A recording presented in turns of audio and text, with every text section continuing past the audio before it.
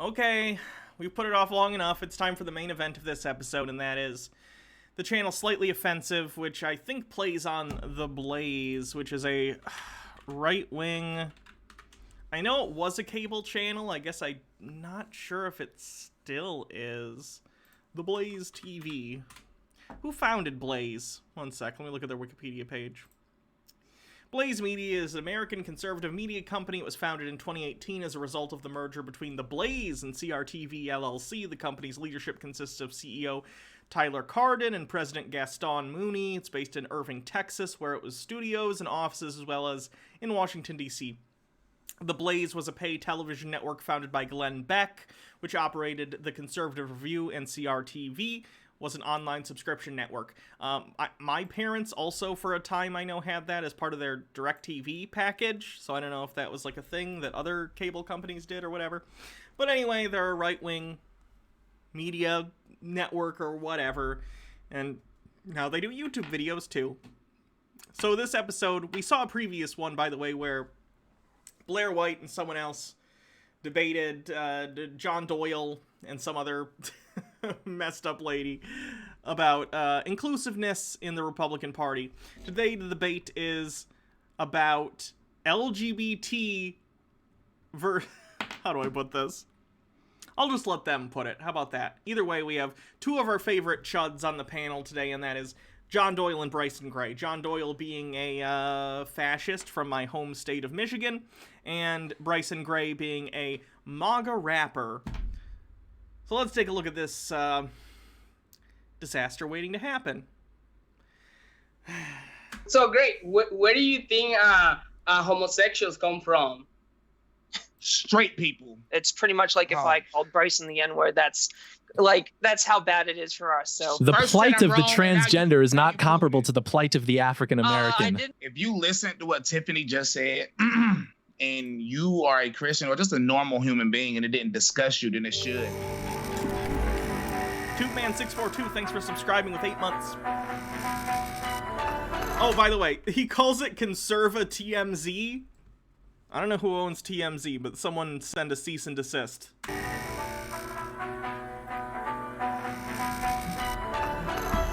Well, welcome back to Slightly Offensive, the best, worst show on Blaze TV, where we always have the best confetti of color.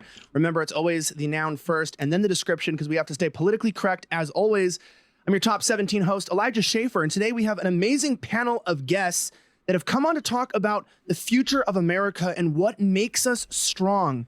Are we going to decay as a nation? It's something that really has concerned me recently.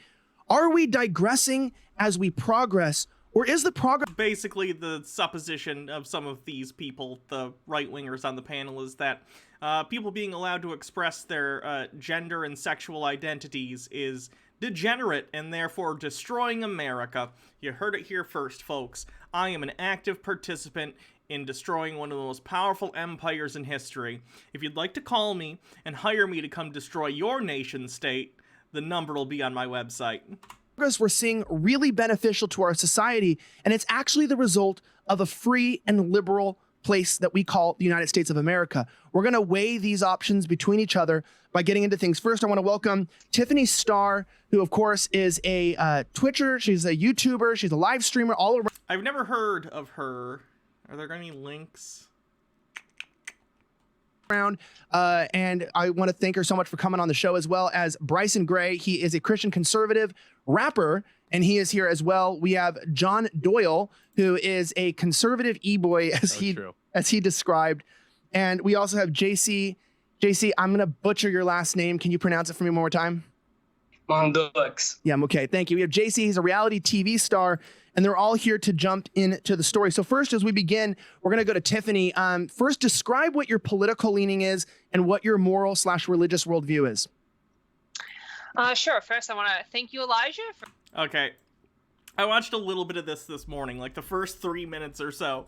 And I want to say I don't really like... I'm going to...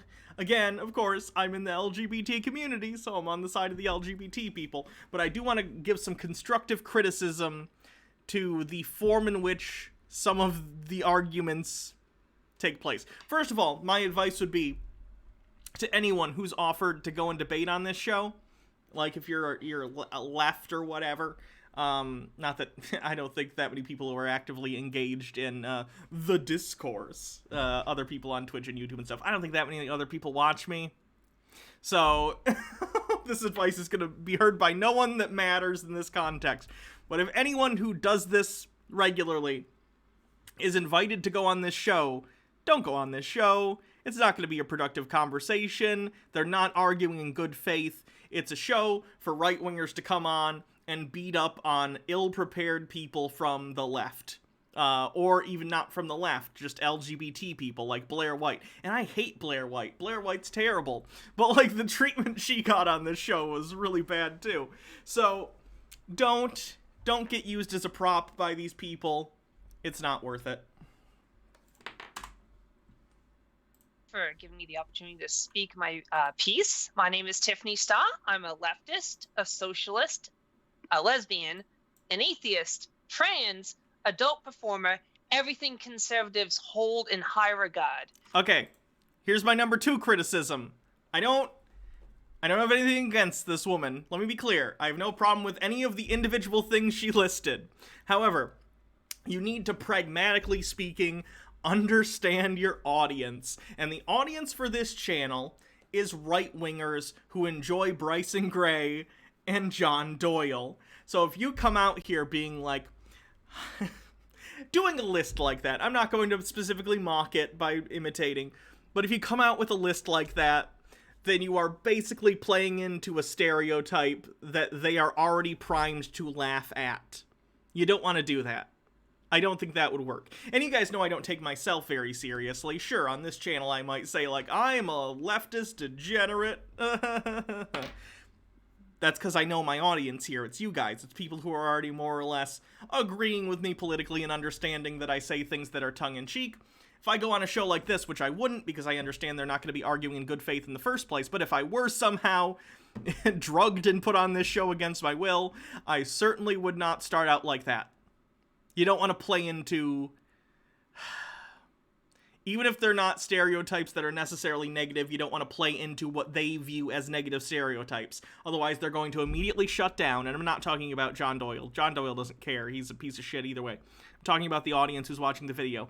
They're going to shut down, and they're not going to listen to a word you have to say. They're just going to mock you for the entire video, which they're probably going to do anyway. Again, that's basically the premise of these debates. But you want to give yourself the best opportunity possible to reach anyone, even if it's one person. And I think at this point, she's already lost everyone. I do politics on YouTube, as well as discussion panels and debates on Twitch. I was compelled to contact Elijah after witnessing Blair White's inadequate defense of trans people on one of his prior streams. I'm well aware that this is primarily a conservative stream, and that I'm walking into the lion's den. That being said, I'm here in good faith, so as long as my opposition shows me respect, I will refrain from ad homs or blood sports. Again, why would you go into this discussion with John Doyle and Bryson Gray and expect either respect or good faith argumentation? Swing and a miss. I'm a fan of reputable studies and data. Baseless conspiracy theories and anecdotes don't interest me unless they are used to substantiate a broader claim. My goal is to maximize the happiness and well-being of all Americans, or as many as possible. Again, thanks for having me, Elijah. I look forward to the coming discourse. Tiffany, I think... Let me give an example of what I would say in this scenario. I wouldn't hide my political beliefs, but I wouldn't go about it in exactly the same way. I would probably say something along the lines of, hi, I'm Hannah. I go by Hannah Reloaded on Twitch. I am a leftist streamer. I talk about politics and conspiracy theories. I'm a trans woman, and I'm here to talk about how I believe that in America, our greatest strength is probably the fact that we are allowed to live our lives the way that makes us maximally happy, provided that we don't harm other people. America is one of the greatest countries, especially, again, pause, I wouldn't say this in there, but pause, parentheticals for you people. You want to talk to your audience that you're talking to. And if you're talking to people on The Blaze, you want to emphasize, America's great, freedom, yay. So back into it. And I believe that America is one of the greatest countries in the world for people in the LGBT community because we're allowed to live our lives the way we wish, mostly under the law, if not practically, because people do get harassed for being in the LGBT community, but nonetheless, I do love that I'm able to live my life the way that makes me happy, and I don't hurt anyone. I just want to go and live the way that makes me feel the way that I am, and that's wonderful, and I'm happy to have this discussion today with you guys, and whatever, you know? It's of course it's cringe. You're talking to right-wingers. It's gonna be fucking cringe. But, like, you gotta know the audience you're talking to. And again, that's just off the cuff. If I was planning on going on something like this, I would plan more for, like, what my opening statement was gonna be, and I'd refine that. I repeated myself a little. But that's the idea.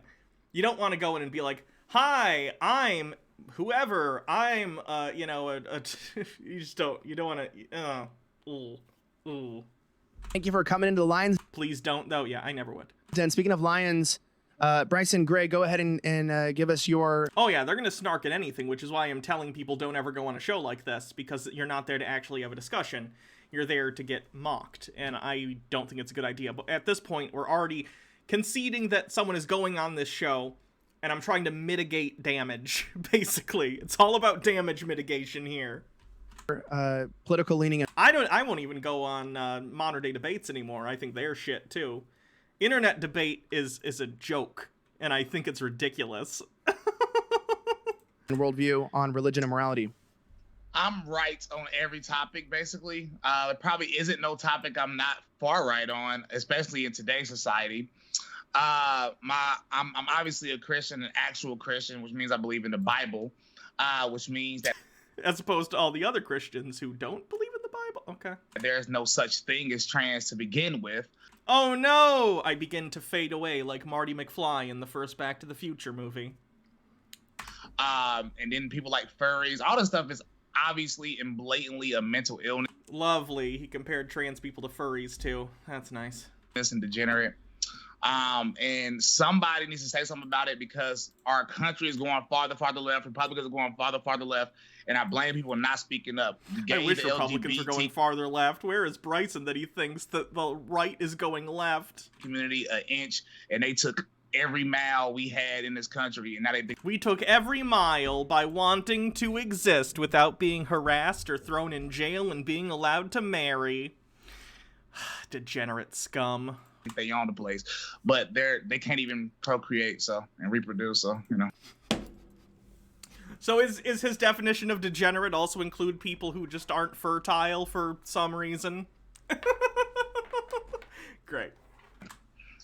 Well, strong opinions there, Bryson. So JC, let's go to you. Same question. I wonder if at this point, again, I don't know the pro-LGBT people's names off the top of my head. I apologize. Which is why I think it's always a good idea in debates like this to put people's names under them. It's usually helpful. But either way, I think bottom right lady, maybe after that just realized, oh no. She looks like, oh. Hi, I'm JC. I consider myself more right. What's up? The person that's on the left, the dude. Yeah. JC. Yeah. The woman is Tiffany. JC and Tiffany. JC and Tiffany. I should write that down so I remember. What's this? Yeah, I'll write on this. Where's my pen? Boop, boop, boop, boop, boop, boop, boop, boop.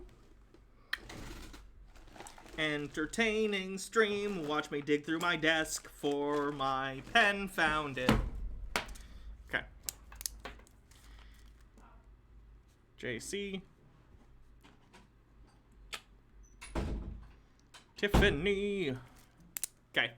Might have to look down and reference this from time to time. Leaning, but I have also very centrist thoughts, and when it comes to social issues, I tend. This guy was described as a reality TV star, so I'm not exactly sure why he's here.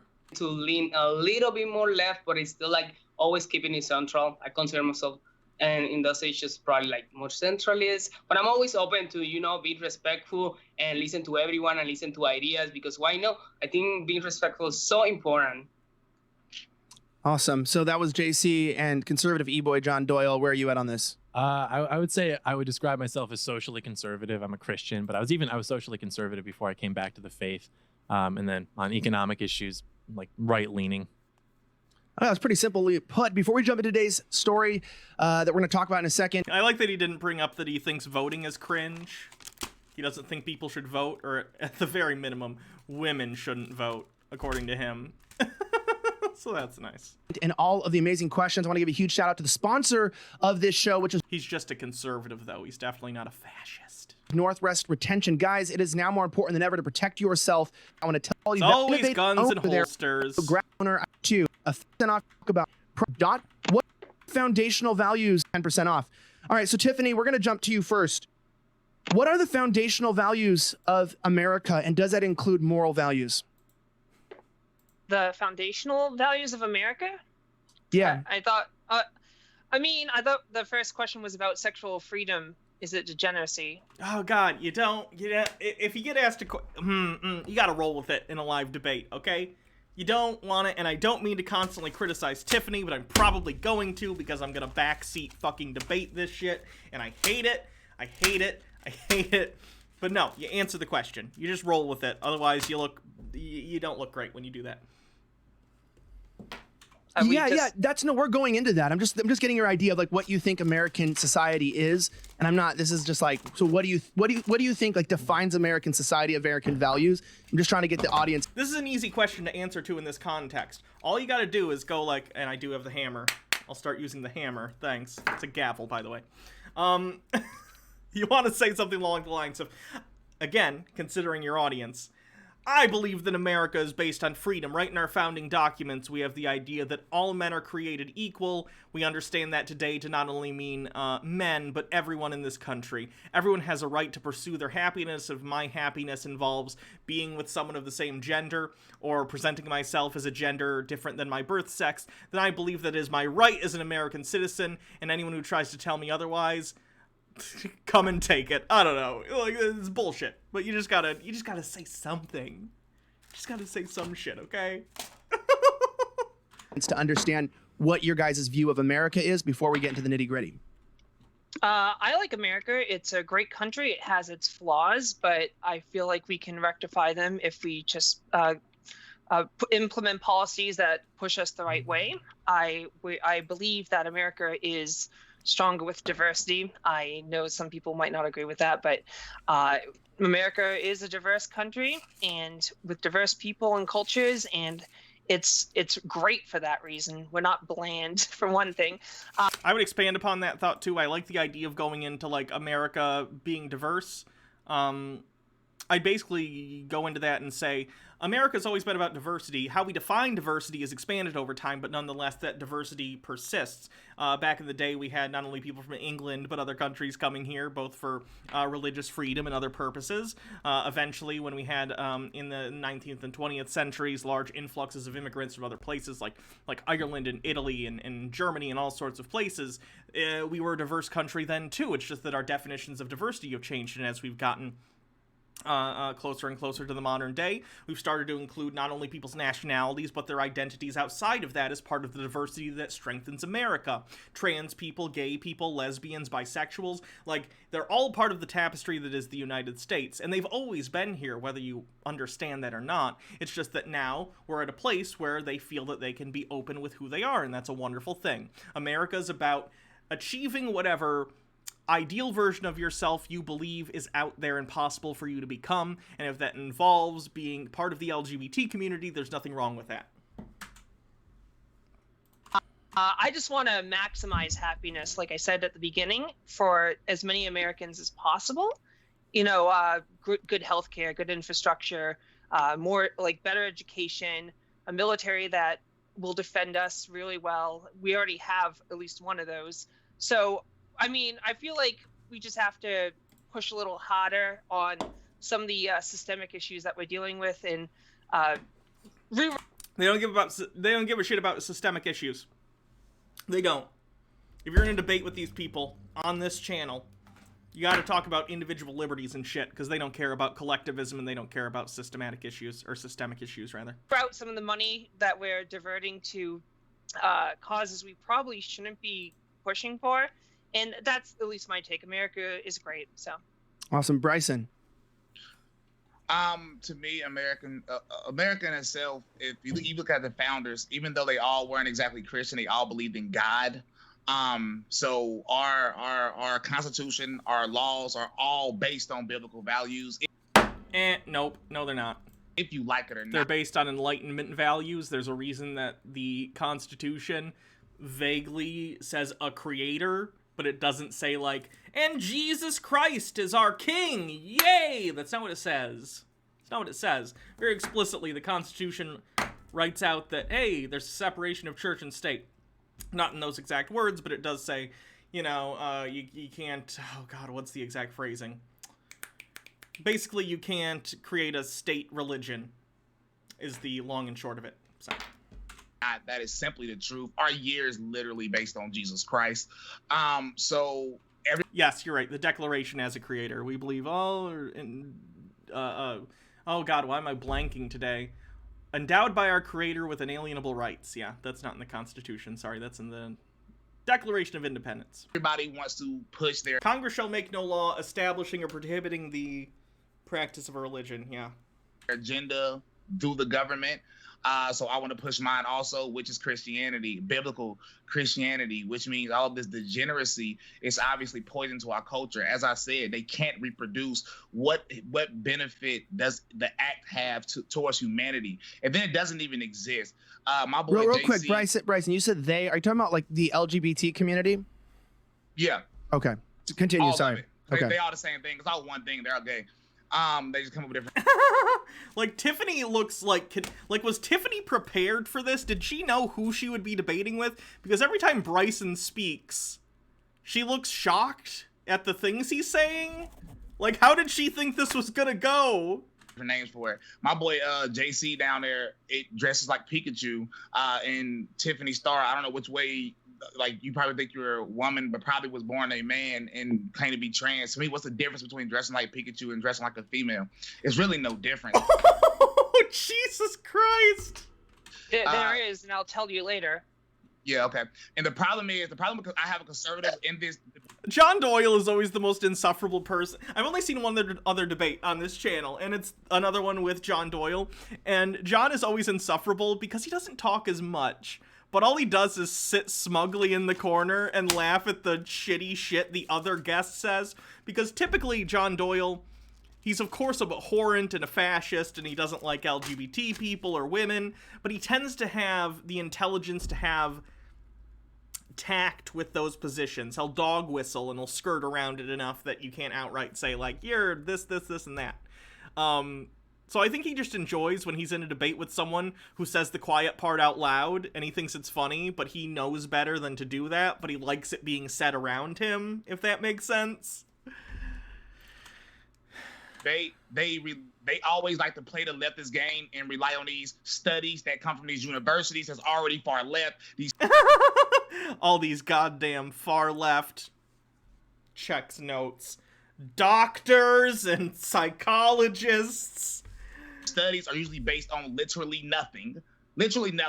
And this guy's a rapper, so he knows how to read an academic study. Based on an opinion, and then people will use that as science. That isn't science. Science is common sense. If you were born a male, you can't get pregnant. Facts. That's it. I don't need nothing else. It's common. That's it. Bryson, what about people who are born female at birth, and they also have some reason that they can't get pregnant? Are they not women either? What's up with that? Just curious. We're done. All right, Bryson, we're gonna come back to this in a second, but let's jump to JC just so I can get his take. I can tell that Tiffany's already ready to jump into the next question, but what do you think is the foundational values of America, including moral values? Give us your best take.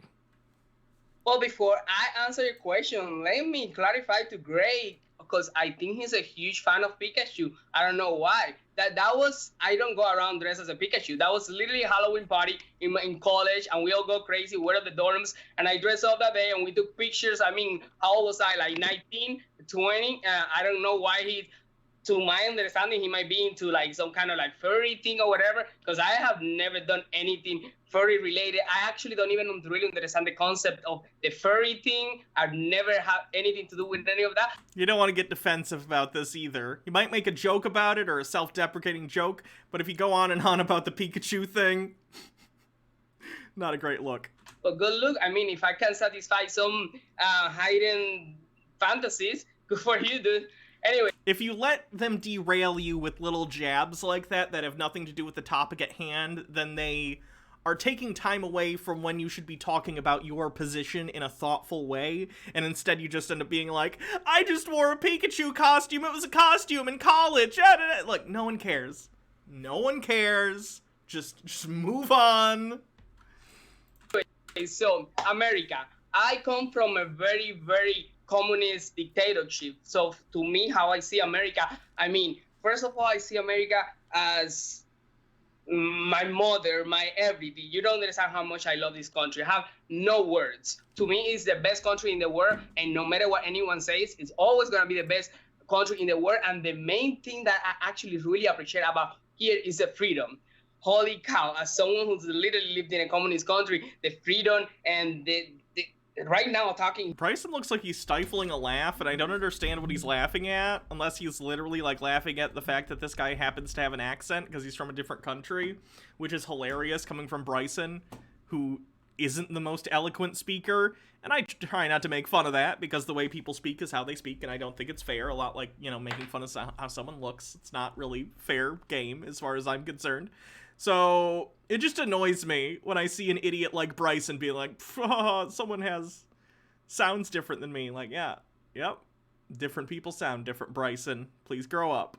Here right now with people who think different than me, and we have like different, I don't know, point of views, and just expressing my opinion. This is like the main thing that I really, really appreciate about America. I mean, the opportunity of like growth to, I don't know, to have your business, to make money. It's such an inclusive, and I get really excited when I talk about America, because honestly, dude, I had never loved anything that much in my life. Like, I love this country. And yeah, so to me, like, the main value and what I see the most about living in a country like this is the freedom that we have here, the individualism, the opportunities. And I also appreciate other religions and beliefs that we have here, and how we can just like survive and move forward and respecting each other. I think I'm okay with all that, dude. Like, I just love this country. Awesome. Well, I think we can all agree. I think everybody loves living here, and that's why I end with John as we jump into some really heated stuff about sexual freedom. I mean, what do you say, foundational values of this country?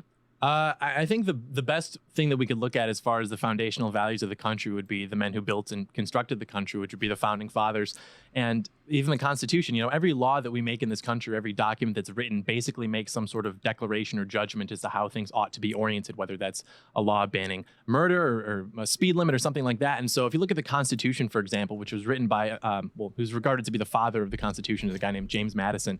And he even wrote that the Constitution was written for a moral and virtuous people, and that without that population living under that Constitution, the people would basically just devour each other because everything would just be total chaos. And the Constitution also considered black people to be 3/5 people. So I don't know if his moral judgment is exactly something that I need to take into account. I would agree that society needs rules to function, and those rules are ideally based on a shared moral substrate, a shared moral understanding in some way, shape, or form.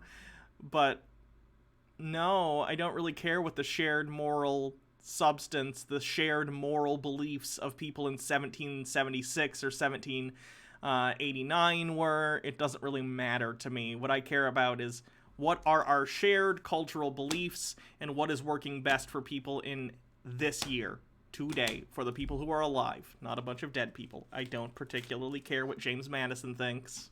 And so a word that's often used in the right more broadly, but people who are patriots and who love America, is this idea of liberty. And America is great because we have liberty. And even the founding fathers regarded such to be the case. However, the way that we understand liberty has changed a lot in the last few hundred years. And if you look at the men who... Yes, and we are the ones who are alive.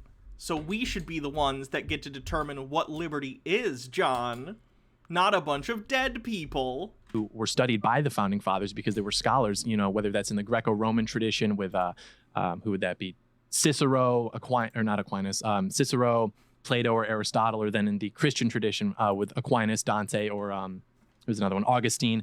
They would always regard liberty to not be total freedom, but rather discipline. And you would cultivate that discipline in order to truly be free and free from desire. Because if you have total freedom, you're just eventually going to be... Okay, but the founding fathers weren't classical or Christian philosophers. They very much founded the country on Enlightenment values. So why are you referencing those other groups as if they shared some sort of philosophical similarity between the founding fathers? I'm sure they have some crossover, but the Enlightenment values of the founding fathers are very different than people like Aristotle, and especially people who were like theocratic philosophers in Europe back in the day.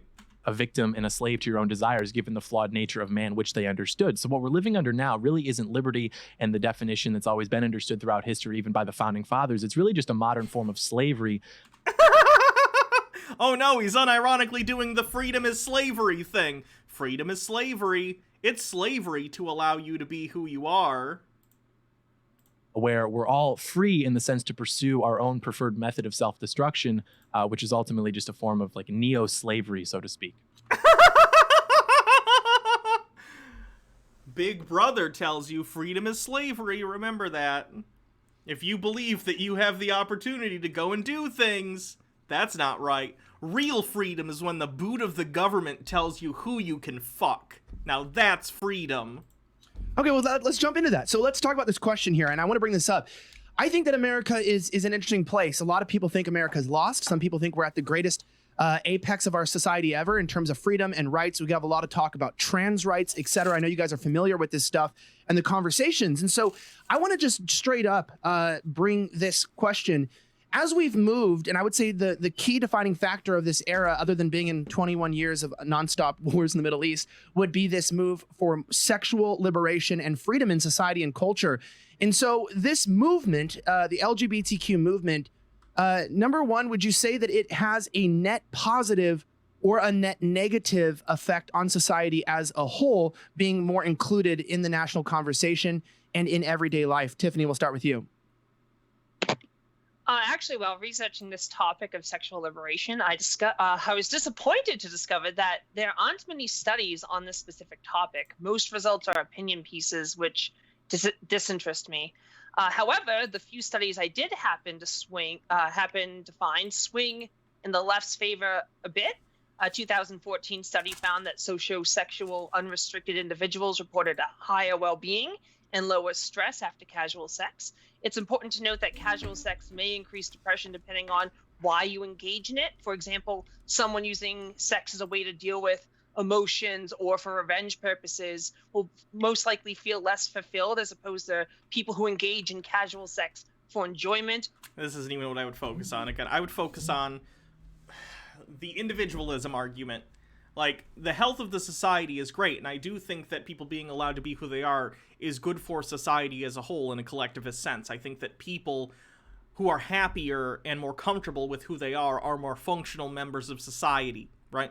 But even beyond that, the more important thing is that we want to live in a country that not only is functional, but a place that people want to live, and a place where the citizens are happy with who they are, right? You should have the right to be able to be who you are, whether that's a straight person or a gay person or a trans person or a cis person or whatever you happen to be.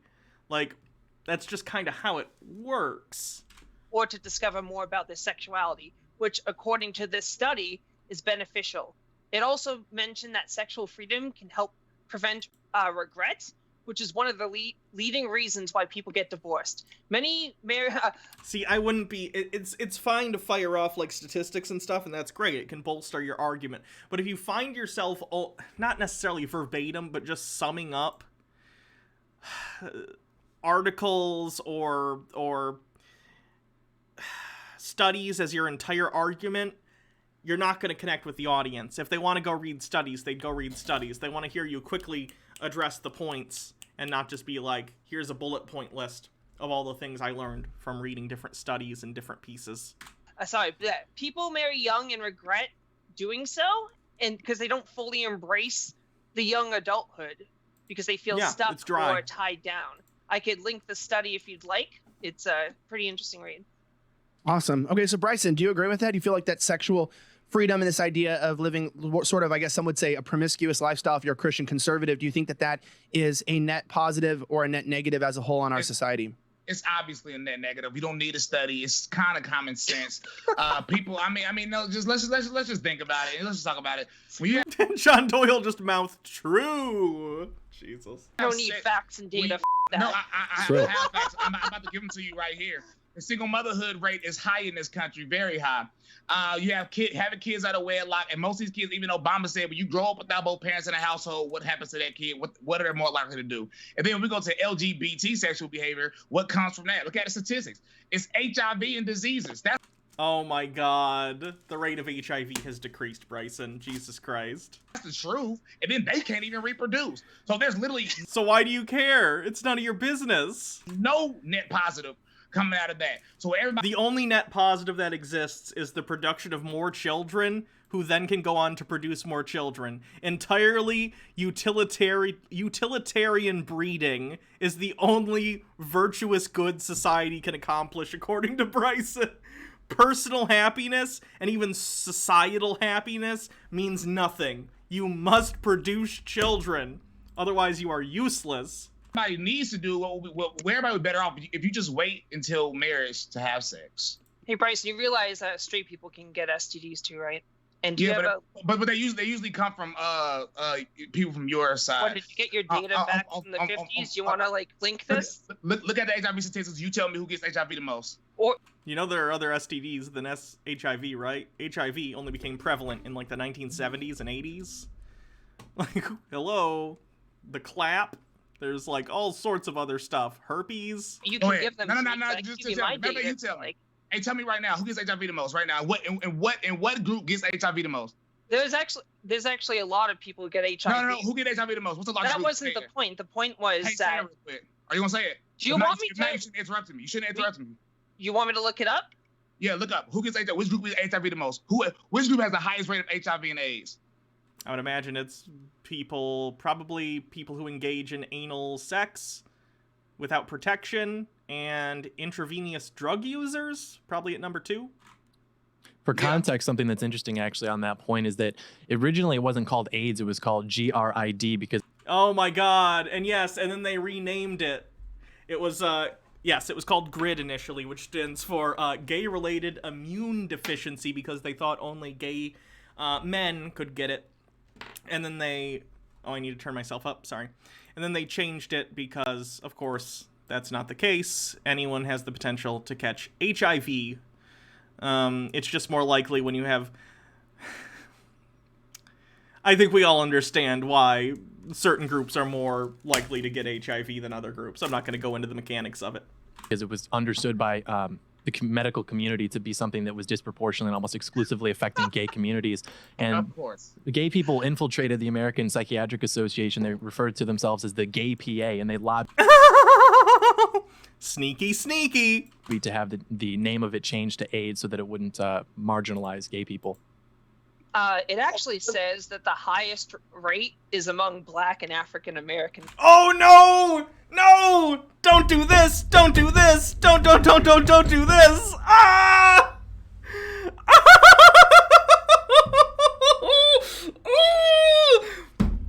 Oh no.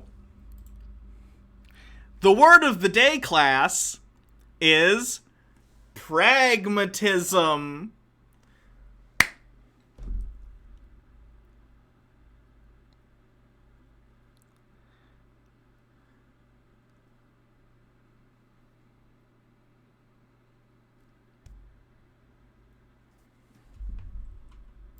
People followed by Hispanic. That's racist. That's what it says. You said look. It's gay people though. No, it's racist. I reject it. No, but it's literally my homosexuality. feelings. Okay, what's your point though? What's your point? Well, Bring it in. What feelings, John? My feelings don't care about your facts, lab coat.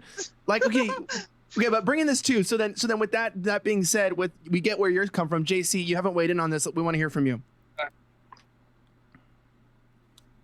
Oh, I'm sorry, my computer is about to die. Anyways, so no, I was just saying, like, it's actually really not smart to think that HIV or STDs in general.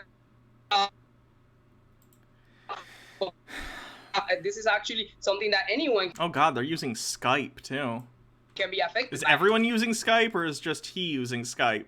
Me, as someone who was in college, and I've had straight friends, and I've had like gay friends and trans friends. I've met Focus. gay people who are actually very, very monogamous. That they've been in one relationship for like 20 years. They only focus on the Oh no, neither of them are equipped for this fucking conversation.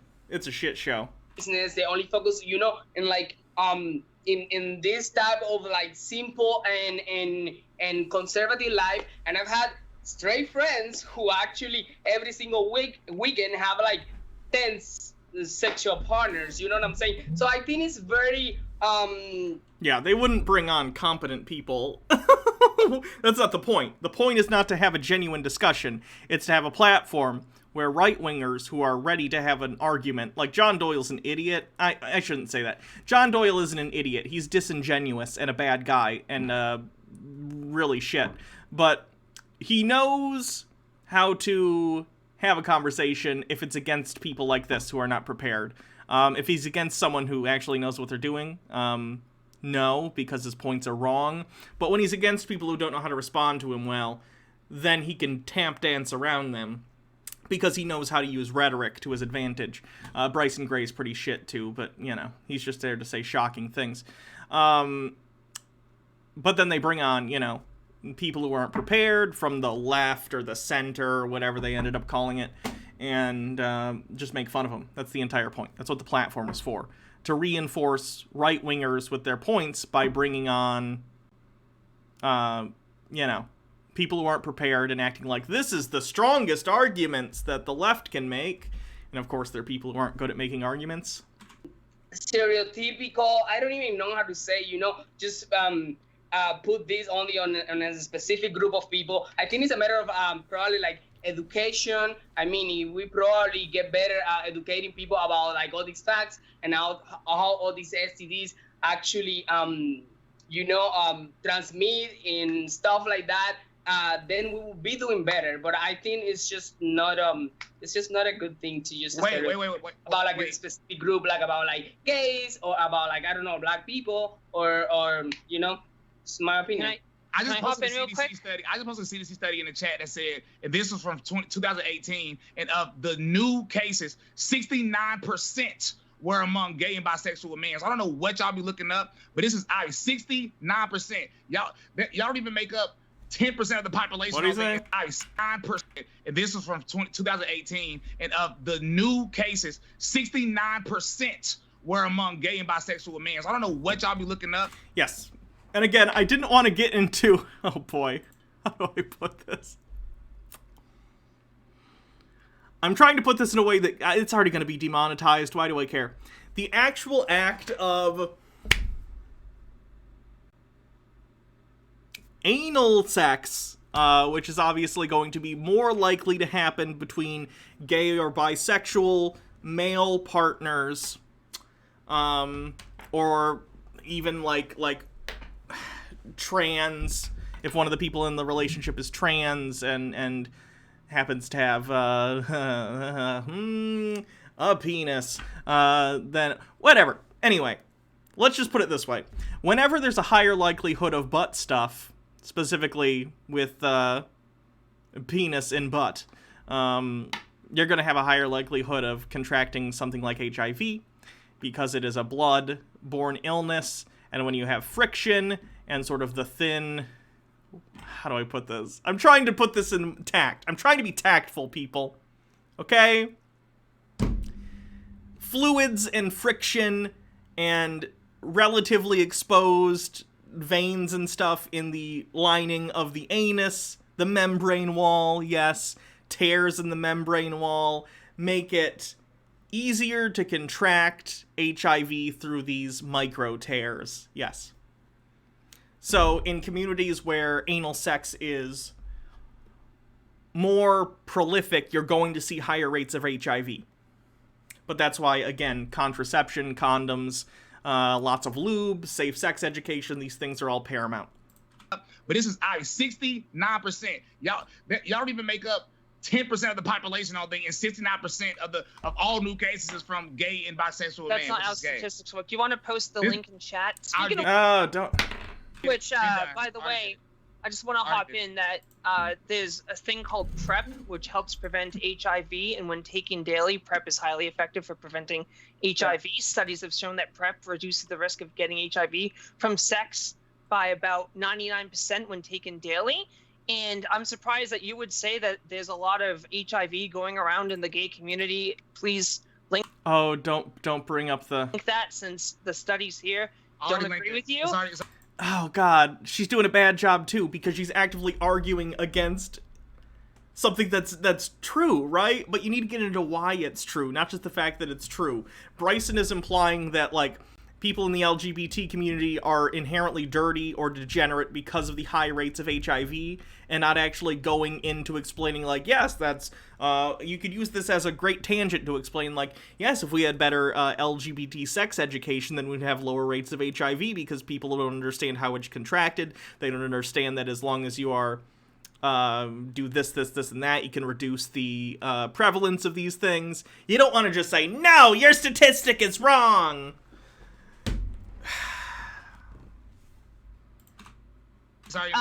How they would still be getting that when PrEP is widely available to the gay community, at least in areas with decent healthcare.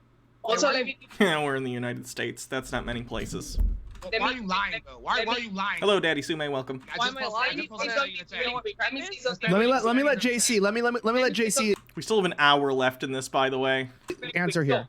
I know the LGBT community has a lot of negative things, and I'm one of the first ones always, like, actually being very outspoken about that. But one of the things that actually they have been doing really, really good is... That's a good point, too. Someone says, there's no need to play citation games with people whose beliefs aren't based on citations. When you're arguing with right-wingers, it's great to have citations to pepper your argument with, and you should certainly base your positions as they stand on evidence in the first place.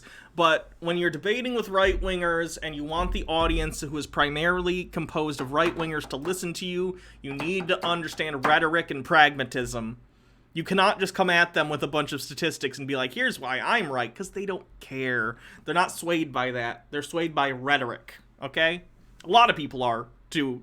Everyone is to some extent. But I find that right-wingers, especially when compared to the left, are more swayed by straight rhetoric than they are statistics and studies and stuff. Get on the show? Absolutely not. I would never dignify this show with an appearance by me. Like, they would do nothing but make fun of my looks for 2 hours or an hour and a half or whatever. Not doing it. Have programs, and a lot of them, about testing people even outside the clubs. They are, like, very, very active about, like,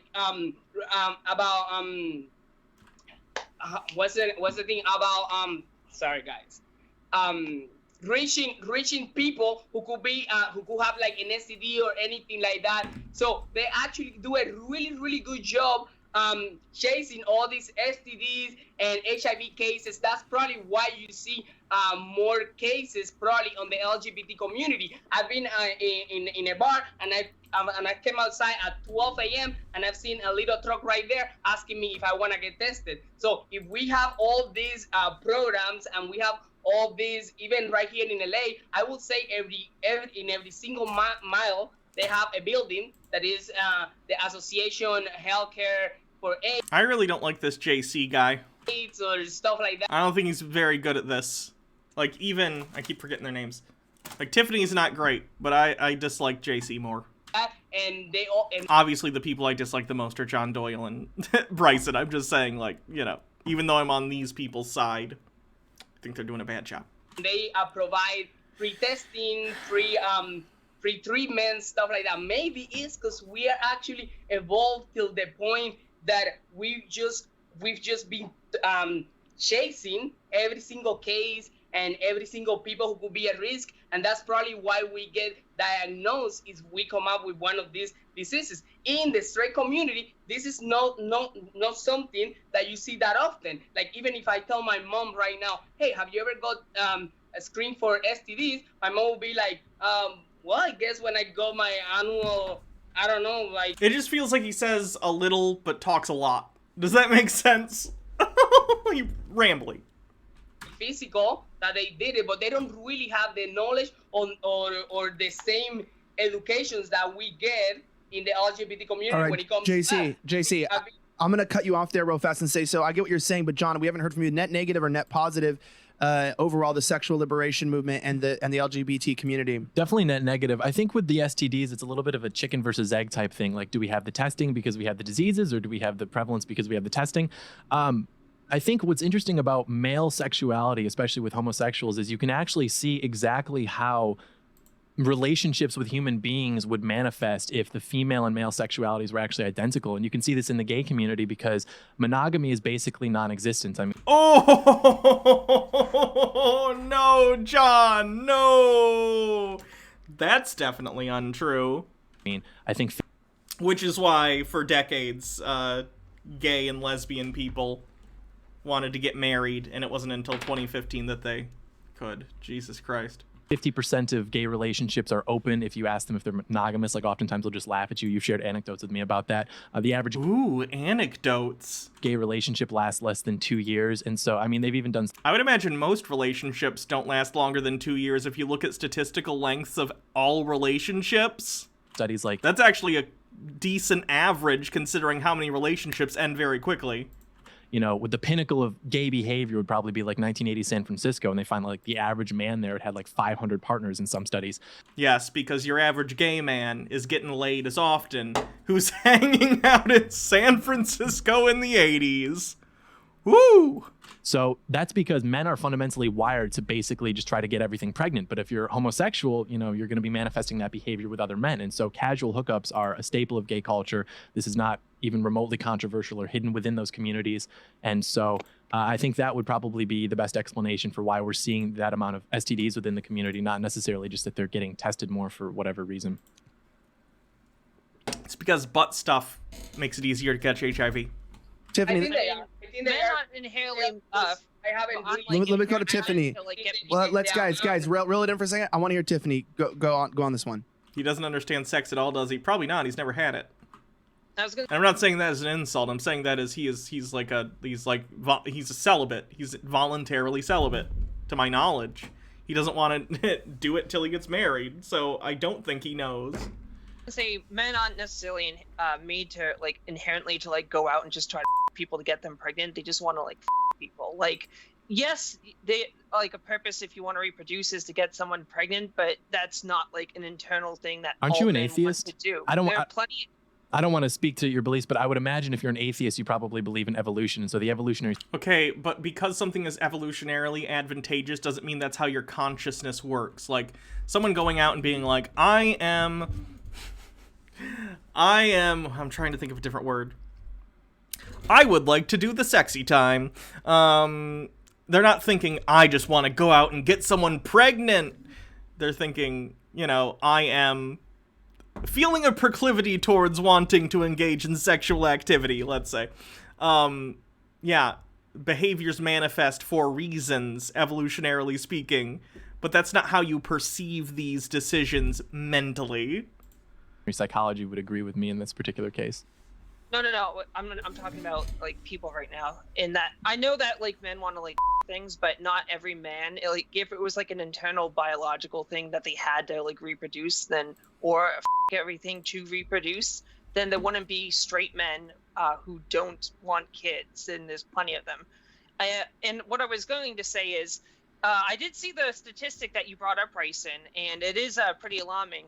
But the good news is that HIV rates are actually down, so there's actually less HIV cases going around. What did the study say, though? Mostly among homosexual black men and Latino men. What percentage does gay people make up for? Only a percentage of new cases. Oh, so just give me the percentage of the new cases then. What percentage of gay people? This is a bad hill to die on. People make up for?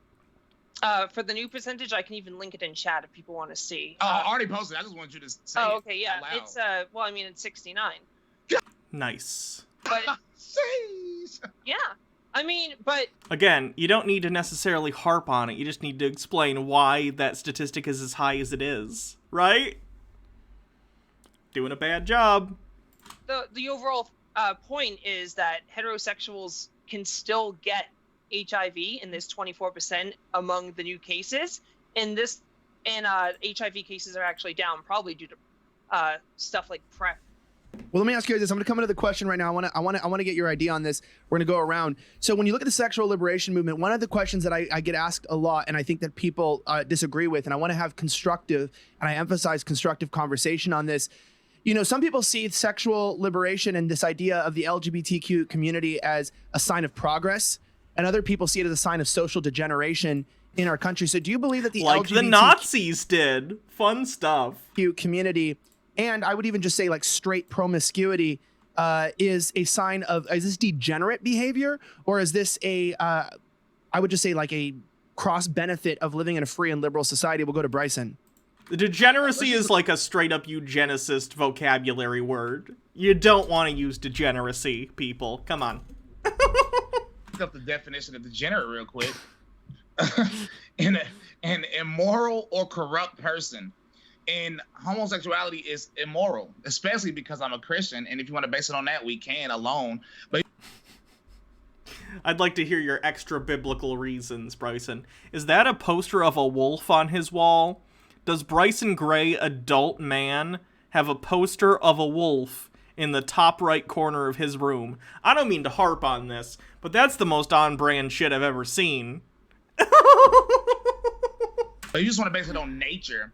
That's why it has a net negative, and it can't have a net positive because of nature. This is common sense. Nature. I like that all the citations are common sense too. If anyone ever tells you something and you're like, what's your justification for that? And they say common sense, they don't have a justification. It's their feelings. Common sense is what right-wingers call their feelings, so they can pretend they don't have feelings. Let me see. I'm going to go through some of the bits messages because we got quite a few piling up. TubeMan642, thank you for subscribing for 8 months, says, woo, Chud watch. Pyromancer says, end me. Logarth says, heh, those stage colors. It's the bi flag colors. Nonon, thank you for following. Pyromancer says, TLDR, don't feed the content. Silvertone, thank you for subscribing. Pale Pan, thank you for following. Baha, thank you for subscribing with 11 months, says, Hannah is a straight up cutie and I'm happy to be in her life. I'm happy you're in my life too, Baha. Pyromancer, thank you for 20 bits, says Bryson is such a POS. Barlock Moses says, you're only a Christian, Bryson, because your not reading that one. I don't disagree factually, but there's no point in bringing it up. Cyan Scientist says, women equals Pokemon. They're both mythical to Bryson. Pyromancer says, Bryson has no right to be smug sitting in a poor functioning, overpriced gamer chair. I don't like the gamer chair thing. Like, I got this nice office chair. It's like an executive office chair. Looks nice. I think it's as comfortable as a gaming chair. But it's like, looks better. It's not as like, I'm a fucking gamer. It's just like leather. It's fine. I don't know. Bardlock Moses says, another reason I like Hamilton is they show the founding fathers as human. They still make George Washington godlike, which he wasn't. Hamilton gets a lot of shit wrong, too. Like claiming Alexander Hamilton was an abolitionist, even though he ended up owning slaves. Like, come on. Silver One, rather, sorry. Does John not realize that slaves carried the country for centuries, or does his version of history only involve muscle-bound white men? I would imagine John Doyle still thinks those accomplishments are those of the slave owner because they owned the people, because John is a fascist. So I don't think he gives a shit. Silver One with 50 bits says, for the love of a non-existent god, let people be themselves. Gay and trans people existing isn't killing you. Silver One, thanks for following. Call me Mommy with 200 bits says, hey Hannah, I'm so glad to catch this live somehow. My notifications for you lives got turned off. Rip. Make sure your notifications for me are on, everyone. Logarth with 20 bits says, you're interrupting me is the worst thing to say when you're interrupting someone. Lily Love Stuff says, and all of Bryson's anti-LGBT talking points have been used against black people. Seeing him be ignorant sets me off. Yeah. Silver One says, are we sure John isn't a 65-year-old boomer? I swear when he opens his mouth, he can only speak out-of-date misinformation. Pyromancer says people need to not go on there and starve them of content. Silver One says, this show makes blood sports look reputable. Bardlock Moses says, Hannah, are you saying the LGBTQ people Blaze TV brought in were not great at debates? No. Be very careful, John, with 100 bits says, me. Feeling horny, Hannah, an intellectual, feeling a proclivity towards sexual activity. Tell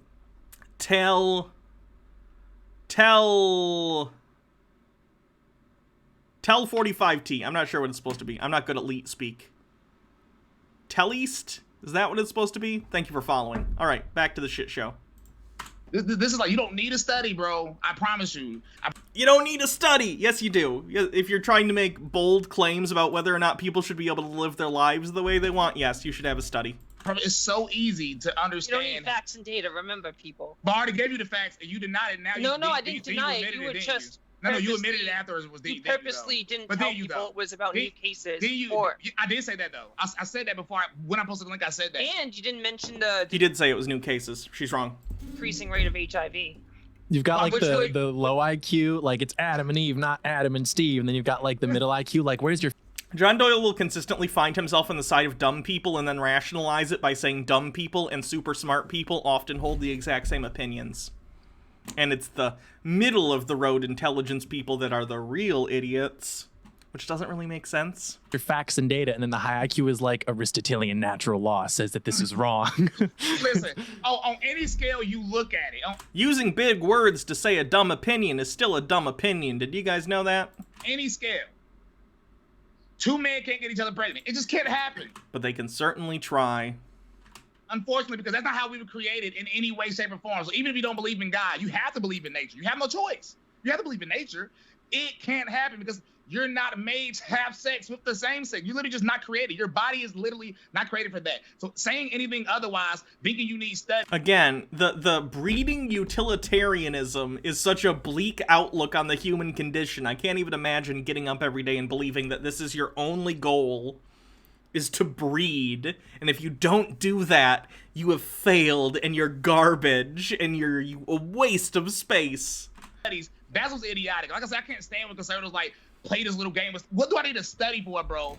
I'm a child of my mother and father, not from two men, because that's impossible. So I'm a child of my mother and father, and we're here, and obviously it's degenerate based on the definition of degeneracy. It's an abomination, and I have a question for So great. Where do you think homosexuals come from? Straight people. Nobody can. You can prove my point. That's you saying, like, I don't know what you're. So Bryson, you're the cause of all these gay people. What the? No. You can't reproduce. No, society is the cause of that. That's why 17% of Gen Z. Right, let's say every one of y'all studies based on what they see. So you put all these homos on TV. Promoted as good. You got you, Tiffany, who promoted on Twitch, probably teaching little kids how to be homos growing up.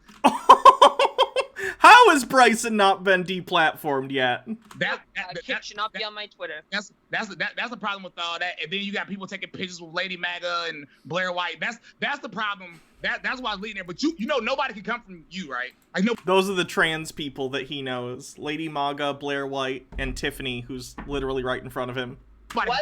What's wrong with taking? Wait, let JC speak real fast. What's up? What's wrong with taking a picture with Lady MAGA or Blair White? You do realize that there is bad people who happen to be gay, and there is bad people who happen to be straight. I know so many straight people and so many gay people who have like the most amazing personalities ever and super educated, and they're like wonderful people. So why are you generalizing? That's what I'm saying right now. For 1 second, let's say hypothetically speaking that you get your way and we just make all homosexuals disappear right now. That's it. We disappear all over. Yeah. Do you think that all these new straight people who are gonna like keep reproducing are not gonna have homosexual children in the future? So you're just gonna like disappear them right now. You But want me the to answer more those questions? people start like reproducing, the more homosexuals we're gonna Like, have he in the says so future. much and says so little. All you have to say for this argument, which I don't even think, I think it's kind of a side thing that isn't helping move the argument forward.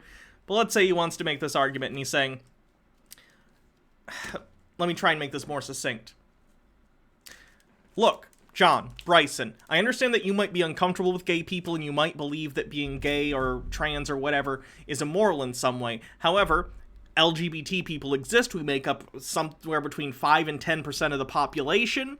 What do you plan on doing with us if it's not to allow us to be who we are? Because we're not going anywhere, and even if you wiped all of us off the face of the earth tomorrow, through some terrible, terrible action, there's just going to be more, right? Like, people have kids. Sometimes those kids turn out to be gay or trans or whatever. This is a reality that you need to face, and you need to recognize what you're going to do about it. What are you going to do about it? It's never gonna stop. Can I answer those questions? I would like to answer the Sexuality question is that was something that asked. started in the last 50 years. It's Can I been answer the forever. question? Can I Go. answer the question? Okay, Ugh. first off, the problem with taking a picture with Lady Maga is that is a 6'3" grown man in a dress. He need to be playing basketball or hooping, throwing a pigskin or something. He need to be getting some sports. But unfortunately, he wants to dress up like a woman. And he told me in real life that he don't even like dressing up like a woman. So If that's true, that's the funniest grift ever. yes, in real life he said that. Yeah, facts. I don't trust Bryson. That's the kind of thing I could see him lying about, and I don't think someone gets into doing the drag queen thing if you're not interested in it, because it's a lot of work, but, like, pretty good grift. So, and I got witnesses, of course, and he has to admit it. But, so obviously it's degenerate, and I wouldn't want to take a picture with this person because you're promoting degeneracy. So that's obviously. Your second question, if all gay people, because everybody's gay, trans, all y'all gay in some kind of way, if all y'all disappeared, guess what? We wouldn't have no people boycotting Chick-fil-A. Make all gay people disappear so people stop complaining about Chick-fil-A? What? Okay. Wouldn't have nobody saying we need gay representation in TV shows. And then the less of They put gay people in my TV shows! Gen Z will be gay. And then, hey, You do realize that most of the people who are actually screaming and crying about representation on TV are actually like straight liberals. You do realize that, right? Because I know so many people who are actually like very quiet. Yeah, there is 2 or 3, but the straight liberals are the ones that are always doing the most. Every single time I see one of these white chicks like with yellow hair or whatever, they're straight and they're all like pro LGBT and pro pronouns and 100,000 pronouns. Like whatever you're saying right now, you just put it on a group of people, but it doesn't even make sense. Maybe your experiences are different from mine, but I'm You're really not conspiracy understanding you here. I think the biggest problem with degeneracy is that, especially with men in particular, our greatest desire is sexual desire. And so your ability to control yourself basically manifests in every aspect of your life. So if you can't control yourself. This is what annoys me about this debate, too, is John Doyle's a shitty person. He's a fascist. He's a bad dude. He doesn't think voting is good, which is not good. All sorts of dumb alt-right bullshit. But he's the only one in this conversation who seems to know how to have a conversation like this online. He's able to, like, move the conversation forward in some way. His cadence of speaking makes him palatable. He's not, frantic in his argumentation. It's why he has an audience, is because, I don't want to call it charisma, but he has a way of speaking that gets people to listen to him. Sexuality, then you're not going to be able to have And that's why he's dangerous, and Bryson isn't. discipline and all other regards. And so I think that the people who are sexually deviant are basically sexually narcissistic in that they believe that they have to, like we were talking about, be represented in all aspects of things because they derive their identity from their sexuality, especially given the fact that we've lost all national identity, all identity with God, etc. I very much do not define myself by my gender or sexuality. I'm trans. I'm glad I get to do this and be who I am. But that's not how I primarily define myself, nor do I define myself by being bisexual. I sometimes bring it up on the show, and I think even my, Twitch description says, I'm a trans leftist YouTuber, just because people give a shit about stuff like that online. But, at the end of the day, it's very far from the top of my list on ways I would define myself to someone who really wants to get to know me. etc. And so as a country right now, as a civilization, For the first time in recorded history, our life expectancy is actually decreasing because people are committing suicide, they're overdosing on drugs, everybody's depressed, middle-aged white women in particular, I'm looking at you, and we think that It's almost like the country's going to shit because of income inequality and a lack of hope for the future. Nobody has affordable health care. We're all fucked. we're somehow making progress because we can go kill brown children in the Middle East so that we can teach like their sisters about gender theory or something. We basically have elevated sexual deviance. The way that he's trying to combine Middle East wars put on by war profiteers with some social justice thing is so bizarre. To the altar of eternal and universal progress, whereas everything else, I mean, everybody's fat now and out of shape, but we tell ourselves that because people can walk in a parade waving colored flags, that this is like the measure and metric of progress as a society, which isn't true. And even with degeneration, for example, degenerating from our roots as, you know, a Christian nation, that would like by definition be what these types of acts would be. So Tiffany. Yeah, first I want to respond to Brian Gray. Then I want to actually answer Bryson. the initial question you made. First off, Brian, if homosexuality wasn't natural, then homosexuals wouldn't exist. People don't choose to be gay. Yes, the I reason reason people rallied against Chick-fil-A is because they actively donated to anti-LGBT. Why do you take the bait on the Chick-fil-A thing? No! No, the Chick-fil-A thing. Don't take the bait. You're getting so off topic. organizations that advocated to make our life harder. Also, John, my identity as a person doesn't hinge on my sexuality, and I wasn't neither speaking does to you my... specifically. No, I know. I'm just like you were saying. I thought you were being broad, which would I thought include me as a human being. But yeah, a lot of people's identity doesn't sexual identity doesn't hit like. Oh, by the way, I didn't show you guys the thumbnail on this video, and it is kind of funny that they're like, LGBT people only define themselves by their sexuality. And then the thumbnail of this video, I don't know if you guys can see this. It literally has, this is labeled as straight, trans, straight, gay. Can you see that? Above their heads, it has, yeah. So, interesting.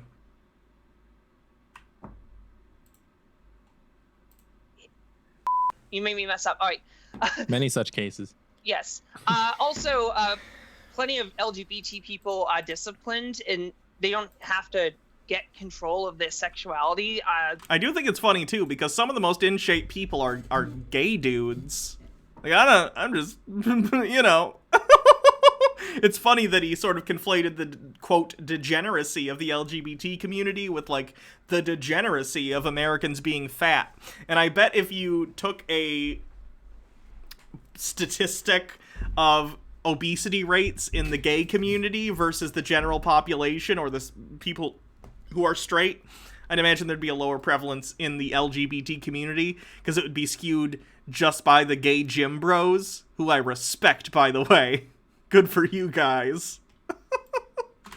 I can hold a job. I know bears exist. And I can do my tax. But here's the thing.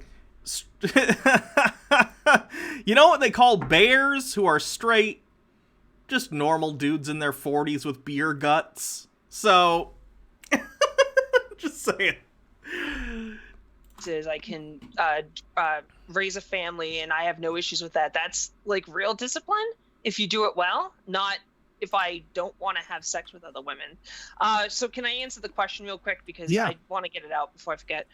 But before I get into it, I just want to say that the whole question about is being gay a positive or negative in American society is insanely you could swap out gay with literally any descriptor of an American, such as Jews. Are they a net positive society? Or black? Ooh, John Doyle's mouth moved a little when she said that. Like he was trying not to have a reaction. I'm probably reading too far into it. But I very specifically, when she started saying that sentence, looked at him. I don't know. Enhance. black people, are they net positive to society? This is the kind of I question meant more the movement, sexual liberation movement, not homosexual people, or innately just like this movement and this push to further and further fight for. Yeah. So I'm talking about the way you phrased it sounds like something I'd see on poll. No, or I said survey on I the said Daily I said the Explorer. LGBTQ community, meaning I said their prevalence in the social conversation and their influence in it, meaning as this has progressed and they've gained more and more momentum, has that been a net positive effect on society or a net negative? Not is a gay person's life valuable or not valuable? Because the initial question made it sound like they're intertwined. The way that you're seen by society has an impact on the way you're treated as a person and the way you view yourself. So you can't act like these are completely divorced concepts. You can't say, well, we're not talking about whether or not an LGBT person's life is valuable. We're talking about whether or not they get to participate in the public square. Like, people assume that lives are valued inherently less in society depending on who they are. There's actually a bunch of bipartisan research on this topic, as well as... Oh no, she's about to just go off on a bullet points list of studies. Americans are becoming more accepting of LGBT people. Back in 2006, only 51% of Americans thought homosexuals should be accepted. But as of 2016, that number has increased to 63%. You don't want to cite this statistic because John, and I haven't watched this debate. I don't know if he's really going to do this. But recent studies have actually shown that number drop slightly amongst youth. So if you cite Americans getting more comfortable with LGBT people as a statistic, John is going to come back and say, well, recent studies have shown that amongst youths, LGBT acceptance is actually slightly dropped, and he's going to then infer it must be because they're sick of all these LGBT people shoving their sexualities in their face. You know, you got to strategize. I haven't found any data more relevant than 2016, but that's fairly recent. And still rising, by the way. This could be due to the fact that LGBT people have been granted more exposure over the... I've talked about that statistic and why I think it is the way it is before, by the way. And my thought process on it is, I have eyebrow stuff in. I shouldn't do that.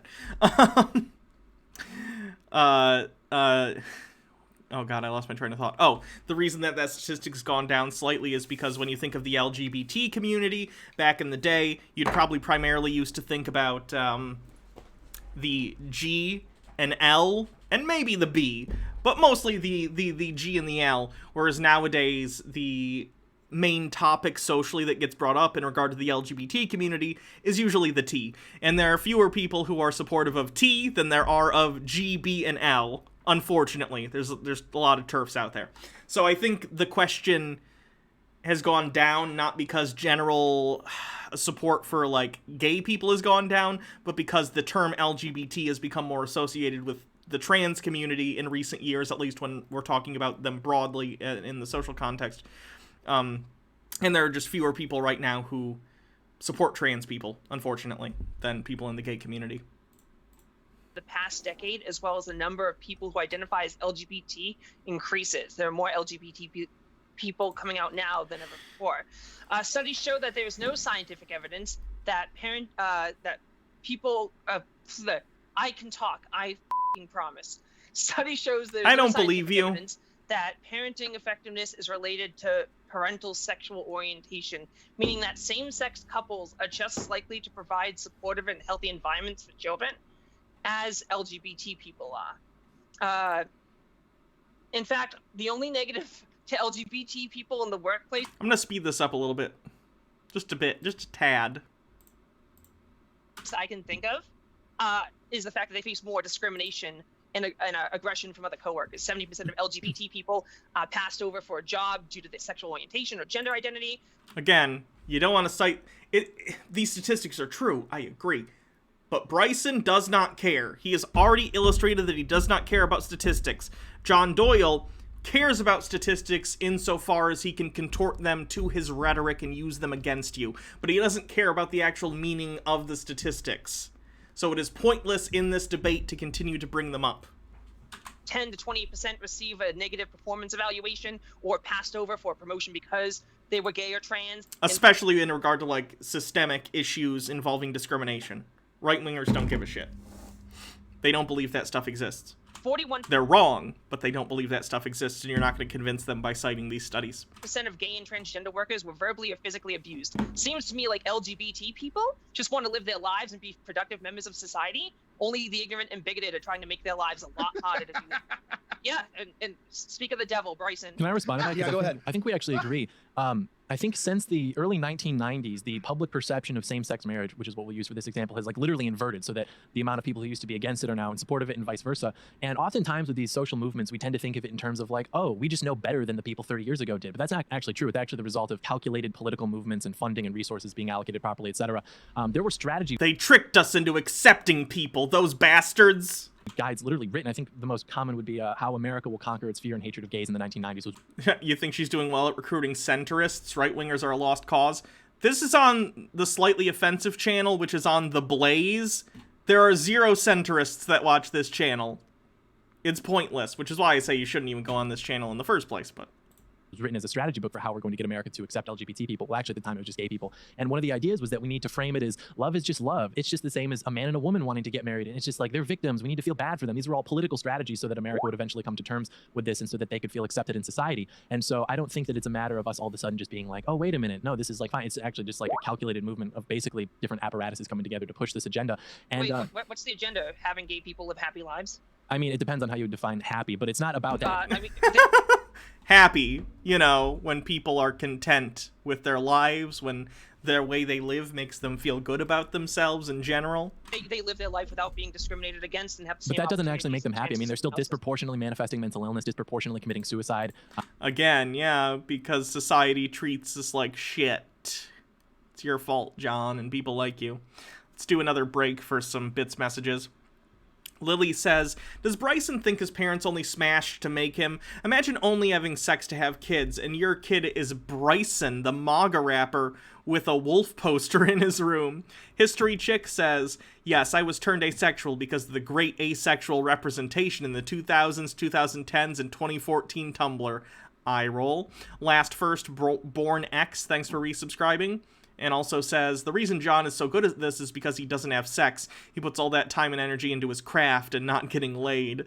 Lily says, maybe it's because of the fact that America's having their fling with fascism in the open now? Maybe. Bardlog Moses of 50-bit says, this debate is pointless. I agree.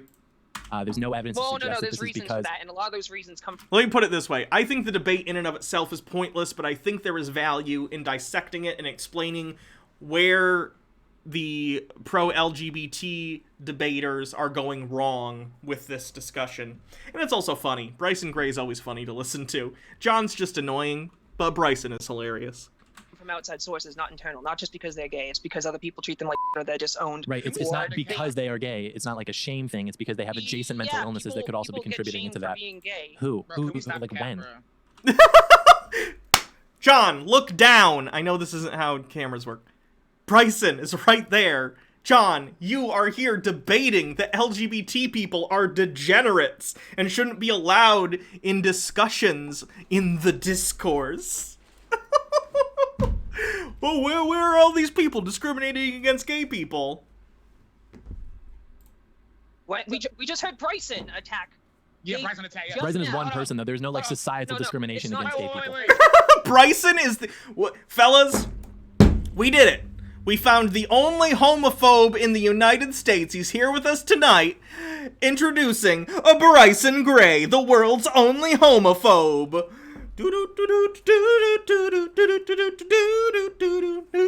He's waving, comes and sits down.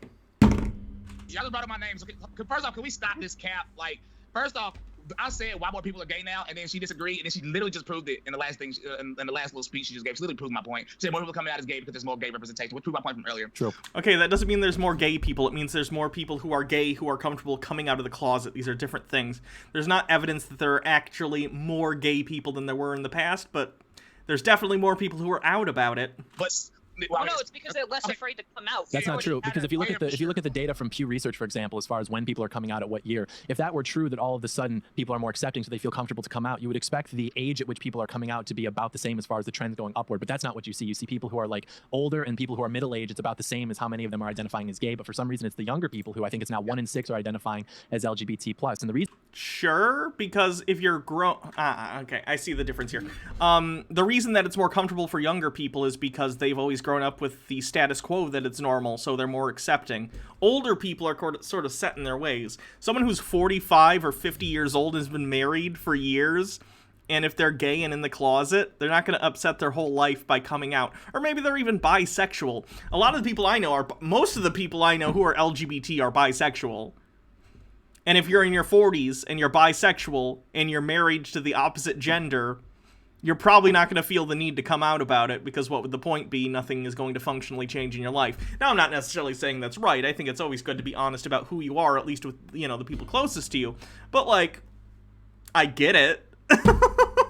Reason for that, and you said this earlier too. You said something to the effect of, if gay people weren't natural, then there wouldn't be gay people. And you've actually sort of proved our point in that, because it's true that there is no, natural reason that, gay people would reproduce, because, they're not attracted to that and they wouldn't be creating children. And science has tried and failed over the last 60 years to find what's referred to as a gay gene. They found some like minuscule correlations with different things, but ultimately what the reason is, as far as like why this manifests in people, a lot of it comes down to prenatal hormone exposure, but ultimately it's basically that it won't manifest without some sort of environmental influence, whether that's trauma, whether that's other mental illnesses leading people down this path.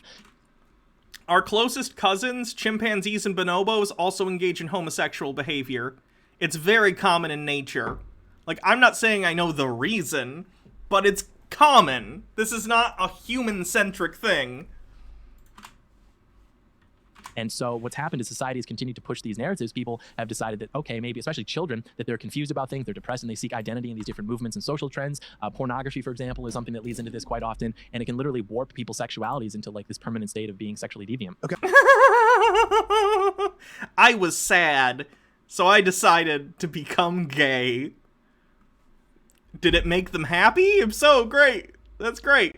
That sounds like they were gay the whole time, doesn't it? I'm taking over from here, and I want to go to JC on this. That's what we're talking about. I want to bring up the idea of pornography, because pornography is a huge part of the social and sexual liberation movement. Do you feel like pornography has been a key The porn is turning the kids gay. influence in pushing the sexual liberation movement? And do you feel like porn has been a net positive or a net negative on the youth in our country? We know John's opinion on this. He did a whole hour-something long diatribe on it. And we'll go to JC. Before I answer your question, there is 3 people here. Oh yeah, Tiffany's like an adult film performer too, right? I don't know specifically what she does, but I think she introduced herself as such. Who's the third guy who's talking and I can see him? I can even see his name. The guy that was just talking right now. Conservative e-boy John Doyle.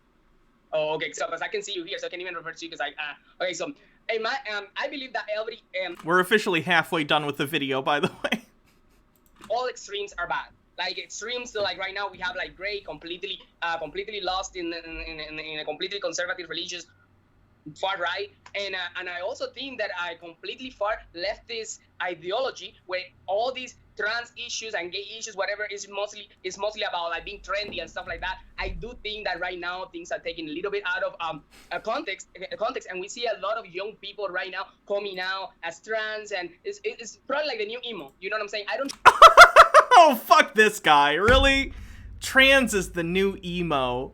I spend all my time at Hot Topic looking at band t-shirts and buying snap bracelets. True. I believe that everyone coming out right now as trans and gay and unironic trans trender bullshit. Lovely. In different sexualities and whatever are 100% real. I think it's just becoming way too trendy because I mean, this is literally the same argument that like conservatives and Christian conservatives used in the 90s, where they're like, all the kids are gonna want to turn gay if you let people see that it's okay to be gay. It's too trendy. Everyone wants to be gay. I mean, it's what I'm saying. But at the same time, I see some of the people, like for instance, these people here talking, saying that if homosexuality this, if homosexuality that.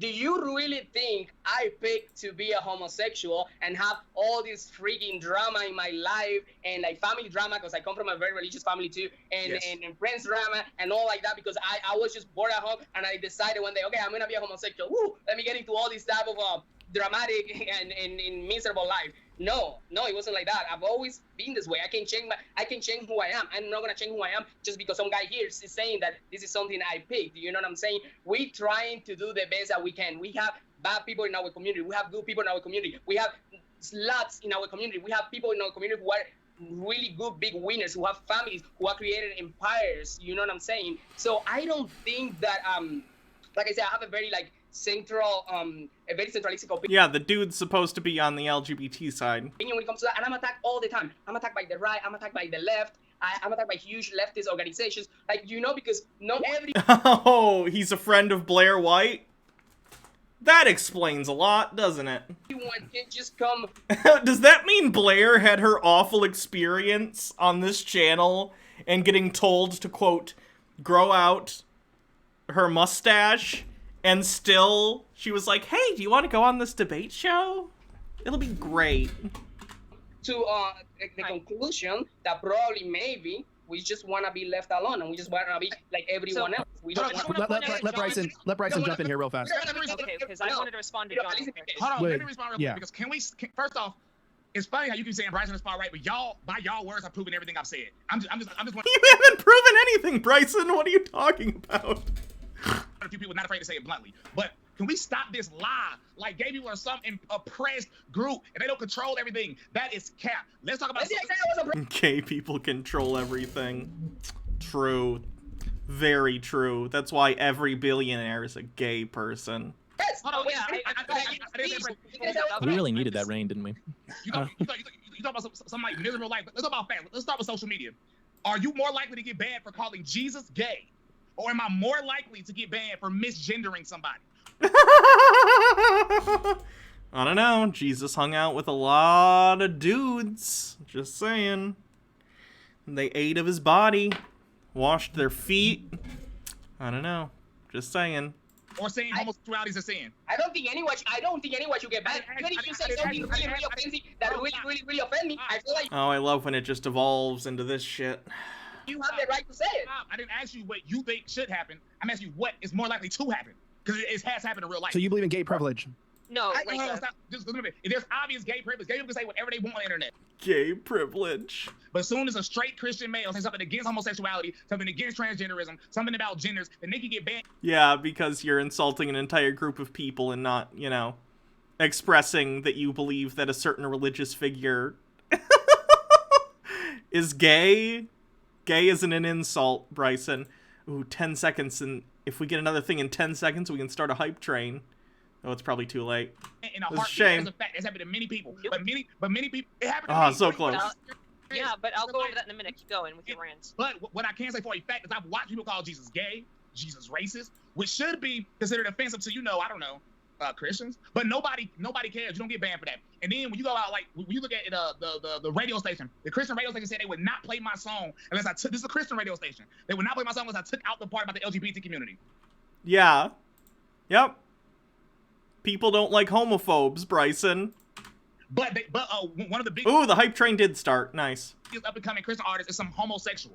And they get played on the radio all the time. Who's You that? act like you don't- Are you jelly? Maybe Are that you the upset radio about that? maybe that the radios are playing your songs because they are like actually like showing hate and prejudice and stuff like that. The You think Bible literally says gay because people, of that? bro, the Bible says gay people should be put to death. Yeah, and a lot of people don't agree with that, even Christians nowadays, Bryson. Funny how that is. That's what the Bible No, literally the says. Bible says so much stuff. The Bible says that about gluttony, about The Bible is not a being factual the Bible document. All right. says so much stuff. If you're gonna All right, follow the guys, Bible, try not to talk over each other, please. We're talking about Hey, a Elijah. Christian Yes, radio Tiffany. station. Okay, hold up. understand. All right, Bryson. We're gonna calm you just for a second. Cut you off there for a second because Tiffany was been trying to respond to you and John. We're gonna bring Tiffany in. We're ending this with Bryson talking about this. This is very strong opinions on this, and this is his faith. Let's go to Tiffany and let's hear counter. Yeah, I just want to mention to John that I just posted a link in chat that pretty much says the exact opposite of what you were talking about, how gay and trans people choose to be that way. There are some I didn't say they environmental chose to be that way. factors. Okay, well they're not. There is Yeah, that's not, he said there were environmental factors. He claimed that it's hormonal, in utero hormonal changes, and then he claimed that there were environmental factors. a He natural didn't claim it was a choice.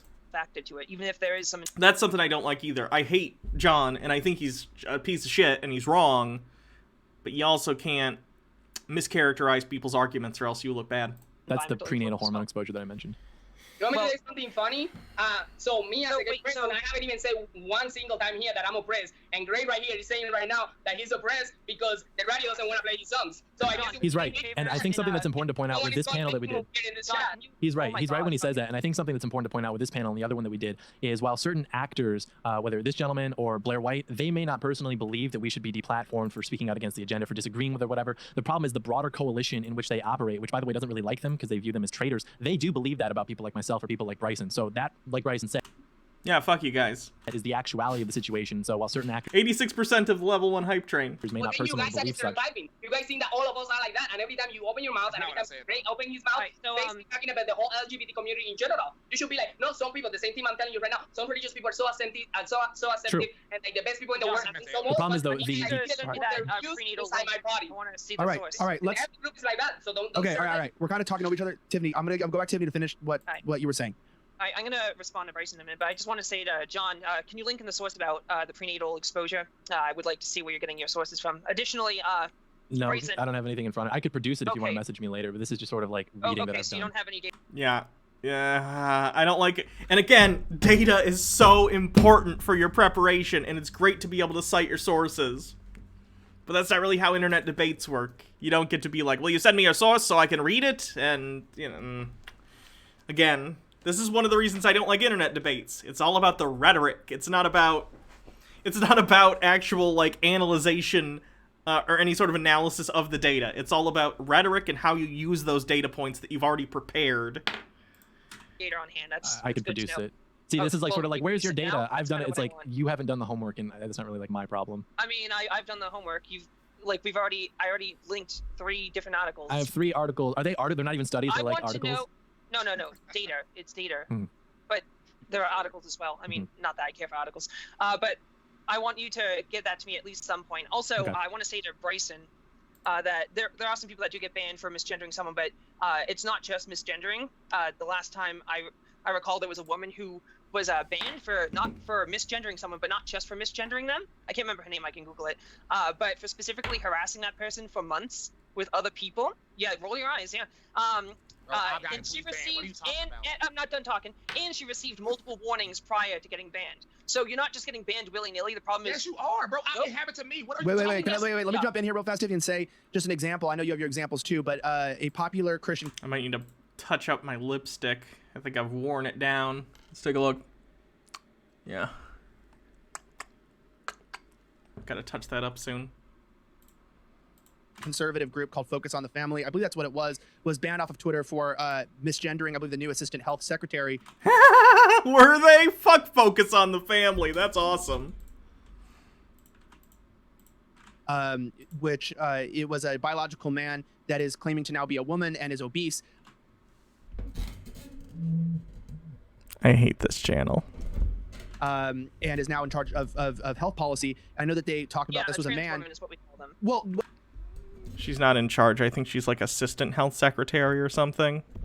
what I'm saying is, I think this is what they said. I'm saying, like, I think they said what I said on a tweet. I don't remember it exactly. They said something similar to that, and You then have that to got give them me removed. the actual details to me to decipher if it was just like misgendering them, which is actually a move. It's pretty much like if I called Bryson the N-word. That's how bad it is for us. So The First plight thing of the I'm wrong, and transgender is not comparable to the plight of the African I American. did. And that's why you don't say that shit. It's never a good look. I wasn't comparing them. I was saying. That's not something you should... How would I illustrate this? I certainly wouldn't use the N-word as a bar for that, for misgendering someone. How would I compare this in a way that isn't cringe?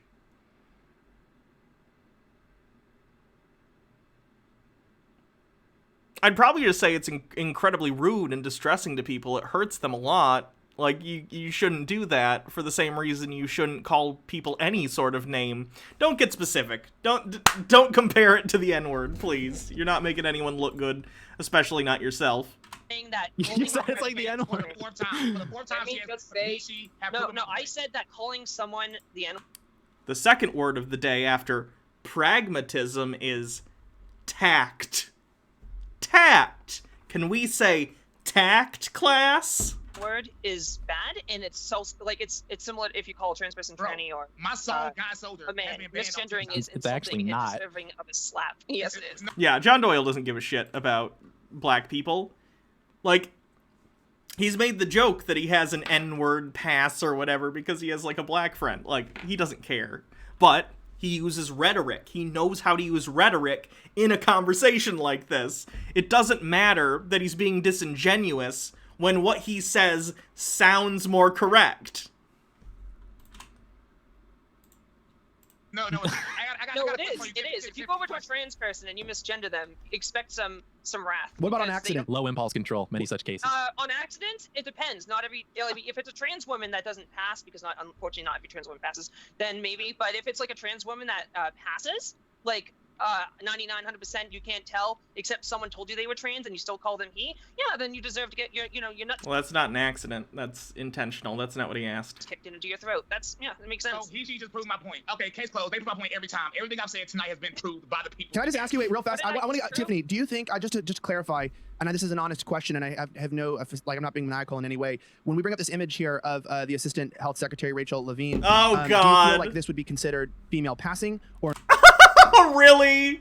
This is a completely inappropriate question to ask anyone, especially a trans person, to tell them to, like, look at an individual and then be like, do you think this person passes? Like, you...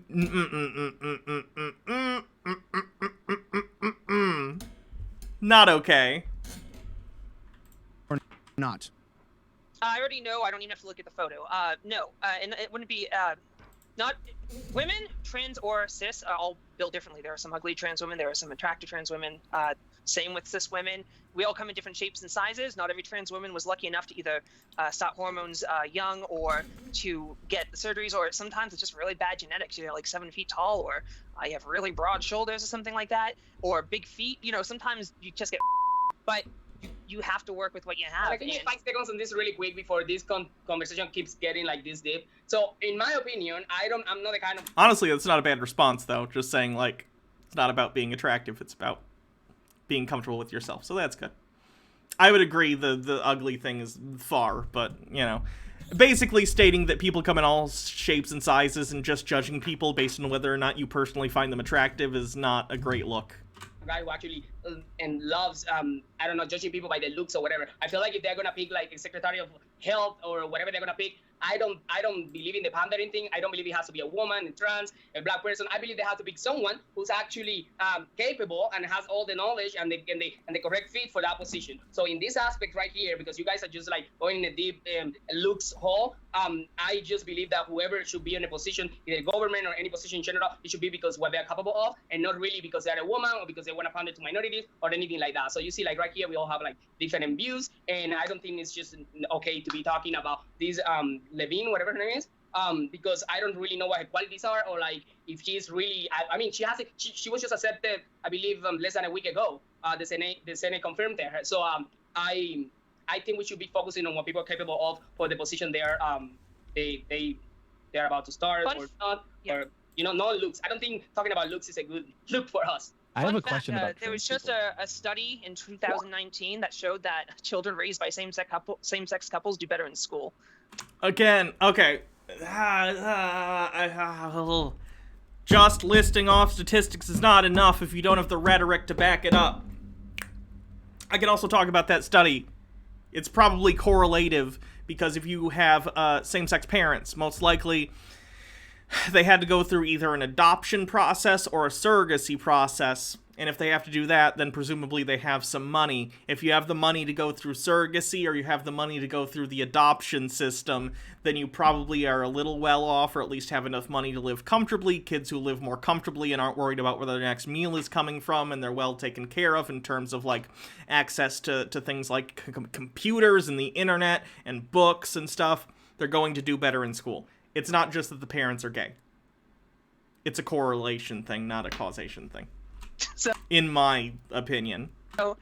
that's for you, Bryson. Enjoy that. I have a question about trans people. Again, Bryson doesn't give a shit about statistics, so that's not really an own to him. You go ahead. What's your question? I'm curious because you mentioned that there are cis women and there are trans women, and so how would you define a woman if not by biology? Like, what does it mean to be a woman? Assuming that to be something requires that you cannot be other things, how would you define like a woman? I mean, you mean like, do you want like genetic reasons, or because like what is a woman? How would you define that? Well, if I wanted to find that, like just personally, or I can go into details. A woman keep it is brief. anyone who identifies as a woman. So if But- I identified as a woman, I could be a woman. I can intrinsically know that. No one can possibly know, but if you were actually deep down trans and you wanted to transition, then yes, you would be. But Okay. yeah. But here's the thing. There is actually some science on this. Trans women's brains, and there are numerous studies on this, resemble that of cis women's brains and vice versa. Because of neuroplasticity. No, it's That research has actually otherwise- been called into question. otherwise- Yeah, because Otherwise, of it would be neuroplasticity. trans women that like other women. It's not like. No, your brain is actually incredibly plastic, which is partially, well, actually by majority probably why pornography is so harmful. Oh, do you have Why is he bringing up porn now? a source for that one too, or you No, just, because I'm in a chair, but I've done the okay, reading. I'm in a chair too, In and front I, of a I can computer. still link these sources. Right. We keep talking like trans exists, and that part is sort of like crazy. to You know me. what? That doesn't I have exist. the data. You want me to find my data that's scientific about trans women's brains resembling that of cis women's? Right, because of neuroplasticity. You know that's a biological component, right? So is neuroplasticity. That's what I don't get. I don't even think that's a good argument from John. John, if neuroplasticity allows people's brains to become more in line with a specific gender, then is that not still a point in favor of trans? Like, if your brain can, through any means, come to resemble one gender more than the other, are you not more in line with that gender regardless? Just wondering. Yeah. If you but- live your life as like a woman, if you are biologically a man, eventually your brain will start to like manifest that, and it will look similar. That's why it's not. Okay. Cool. Do you think that somehow disputes being trans? Because I don't think it does. I think it actually does the opposite. That's really interesting if that's true. Because of some genetic component in no, the it's manifestation. not just. It wasn't just with older people. I'm not talking about older people. I'm talking like this is why that happens, and if you do the reading, like that's what it will reflect ultimately. Which is The why reading of that research, sources. by the way, isn't even like in the pamphlets, for example, that are released by like HRC, like these different ACLU, even like they even acknowledge that the research for that is like flawed because of the effects of neuroplasticity. So I don't think that like an incredible institution is even backing that. So let me I jump. mean, there are a lot of credible institutions. Actually, backing one it, more but- question on trans people. So if, like what you mentioned, someone who feels intrinsically that they are a woman, if maybe biologically they're male, they feel intrinsically that they are a woman, why then do they have to take hormones if they are a woman already? Like, why would they need to have that non-biological not all component? Oh, sure. Not all trans people do, but I do, for instance, and my answer to this would be... my answer would be because I want to feel more comfortable in my body, and the hormones help me achieve that. Like, yes, I believe that it has to do with identification and self-identification, but if my internal identification doesn't match up with what I view my body should be or whatever, then the hormones can help me do that. And that's why I do it.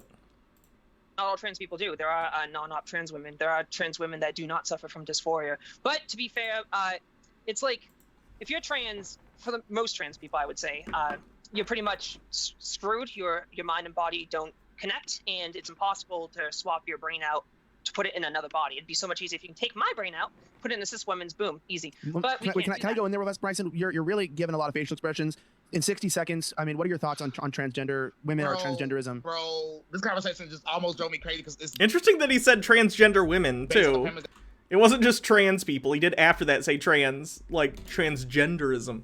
But like specifically trans women.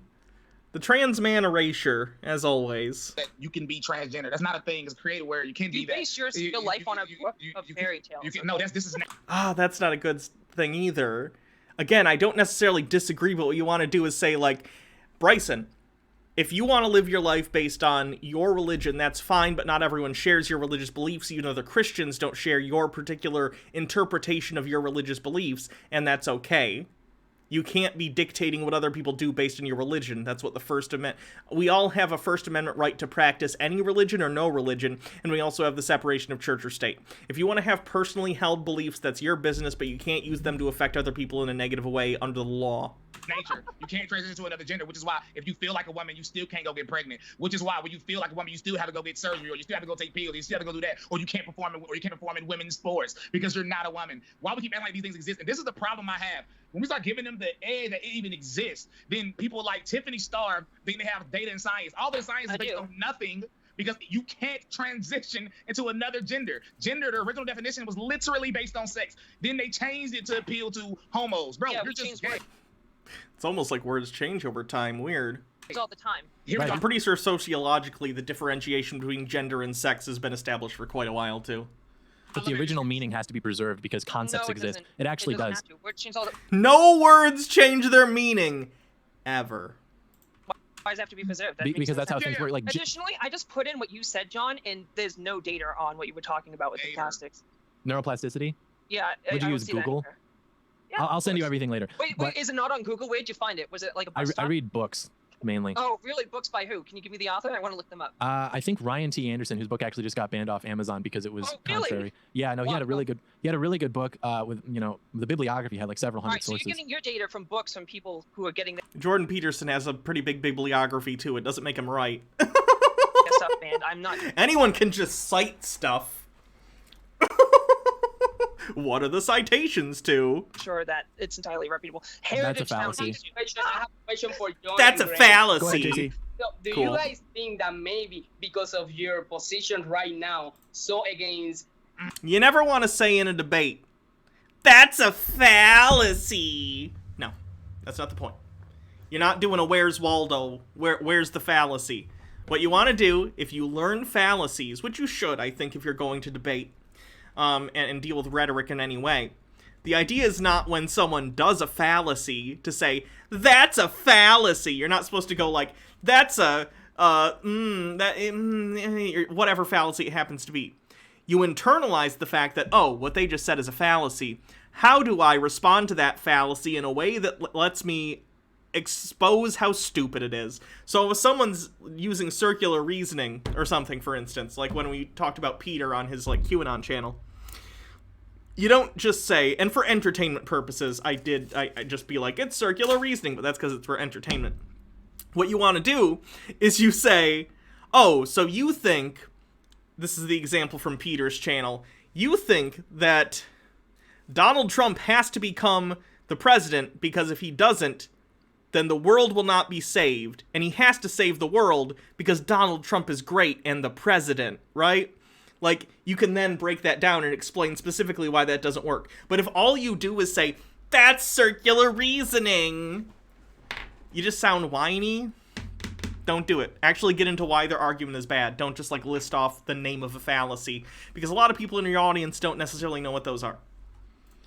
LGBT and against trans people in general, and is so strong and be so verbal and vocal about it, is the reasons why you guys are throwing some of these people in this group so far left that they're like coming out with like all these like crazy stuff and 100 genders and doing the most, because you guys actually like put so much pressure and so much, I wouldn't say pressure, most like these big ideas out there that no. Another good example would be like ad hoc fallacy or whatever, or it's not ad hoc, sorry, ad hom.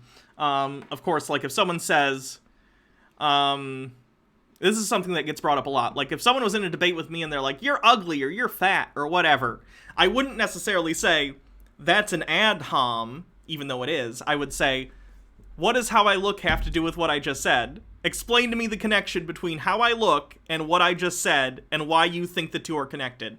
You want to explain why it's a fallacy without saying it is a fallacy. I feel like this is basic shit, people. No, you cannot be trans, or you can, I don't know, like dress up as a woman, or you can identify as this and that, because it doesn't go, because it goes against my beliefs. Okay, I meant like if they say like, that's wrong because you're fat. Yeah, physiognomy. John Doyle has literally brought up physiognomy before in his videos. Do you guys think that because of your strong opinions and so sometimes a little bit like it could be rude too, is why some of the people actually take those stances on like going all the way? Because I don't consider myself one of those. I do not think there is 100 genders out there. I do think that probably Tiffany is way too on the left for me. Like, no. Why is the 100 genders thing still like a meme? Wasn't that like a Tumblr thing from like 2012? Do you guys No, think that there is? I think the opposite is true. Just because of you. And I don't think Bryson. Because of you. I don't think Bryson or myself would be against, or speaking for myself, I guess, I don't think that we're against like homosexuals or LGBT people in general. I think the whole discussion was basically centered around their political movement, which it is. And I hope I haven't come off as rude because that wasn't my intention at all. So No. I don't think No, that's I wasn't referring. I was talking about you too, but I was referring mostly to Greg. Like I just realized Greg. Like for instance, I respect you, Greg, in the sense like I know you're a conservative and I know you are deeply religious. I could see that. I never really saw you before this little debate right here, but I did see like when we started this thing, you referred to me as Pikachu and furry and one stuff, and just because I wasn't in Halloween costume, I'll let you talk. And just because I wasn't in Halloween costume, and you already started like assuming things about me, like right away without even knowing who I am, and I didn't even know who you were. Maybe you think that you're doing that with the community in general, that you're not even like giving them like a 5 cents to let them, like some of them, not the whole community, because I accept that the whole community can be really crazy sometimes, but some of them, and maybe, I don't know, come to some kind of agreement, like, okay, well, you have your way of saying it doesn't. God, that guy just talks and talks and talks.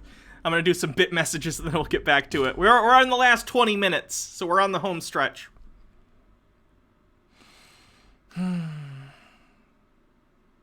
Bard Like Moses says Bryson is too much of a POS for me to find funny. Fair enough. The Silver One says John is a disingenuous piece of shit. Bard Like Moses says, OMG, this video is only halfway done. Silver One says, did John just say that all gay people are the result of trauma? Mitchell Drummer, thank you for gifting a sub. Lily Love Stuff says, do you think John Doyle properly washes his penis, or would that be too close to masturbation? I already know John and Bryson both don't wash their asses because that would be gay. Bardlock Moses says, so many animals have homosexuals. In fact, the animals out because they'll adopt abandoned young, or help out, I think, because they'll adopt abandoned young and raise them, while a cis couple doesn't. Tea with Goblin says, I didn't choose to be bisexual. I was born with an innate ability to sit in a chair properly. I assume that's supposed to be improperly.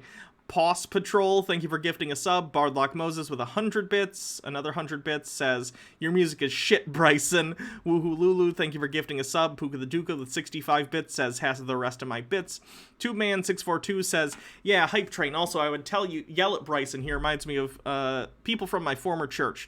Tea with Goblin says, also, I love that they think that the basis of marginalization is being kicked off Facebook or not having their songs played on the radio for being queer-phobic and not, you know, being denied legal rights or being murdered. Yeah, I'm surprised the murder rate of, like, trans women hasn't come up. Bardlock Moses with 100 bits says, speed it up some more, please, let's just finish this. Pyromancer says, hype bits. Tea with Goblin says, with a 2-month subscription, wee little sub fetus. Kezi Stardust says, John Doyle's tone of voice makes my skin crawl. Bardlock Moses says, Twitter now has some balls? Weird. Daddy Sume says, it's like shooting a gun behind a soldier with PTSD.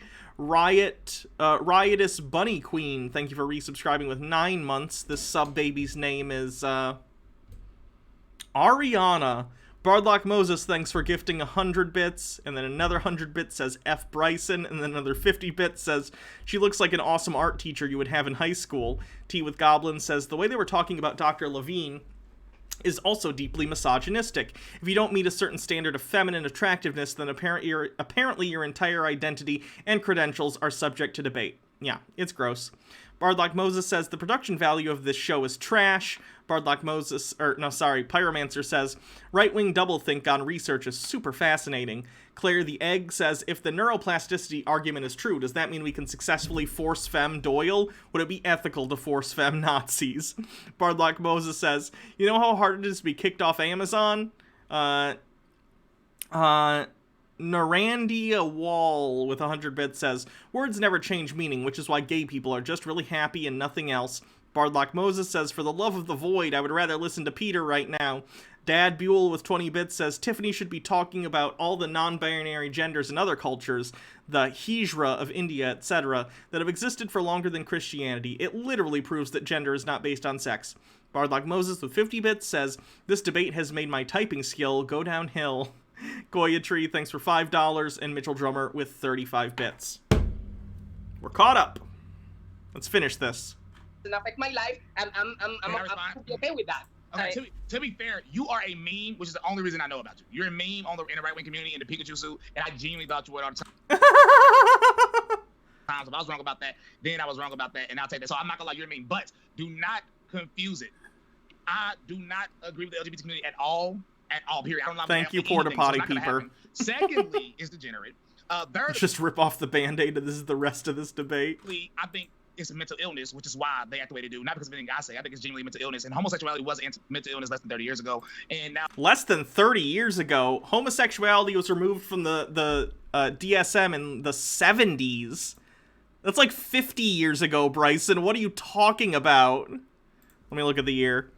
When was homosexuality removed from the...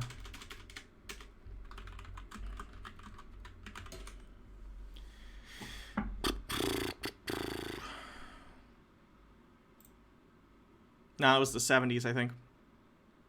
73! 1973. So that was... Oh boy, 30, 40, 48 years ago. We're almost 50 years from that point, Bryson.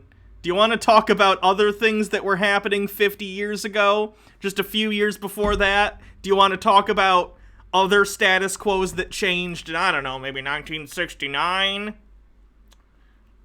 Don't think he wants to. Of course, it's not. Of course, transgenderism is now still considered a mental. Let me just put it this way. Okay, I'll just say it out loud. The Civil Rights Act is only 5 years older than LGBT people, or at least homosexual people, being taken off the list of mental illnesses in the DSM. So let's not go there. Illness, but all of it is, in my opinion. And also, the thing is, when you say y'all want to live your life peacefully, that's a lie. I am in the conservative movement. I go to these events. I am personally attacked by the LGBT Trump support community all the time. They throw dirt on my name to the Trump campaign. All this is fact. The Trump campaign texted me and said, Bryson, we can't promote you if everybody's telling us you're homophobic, because y'all don't let. Here's the thing. All this started because I say Bible verses on my Twitter, and Brandon Strzok and all of these homos. Bryson is so mad that his career is going to shit because he won't let the homophobic shit go. It's so funny.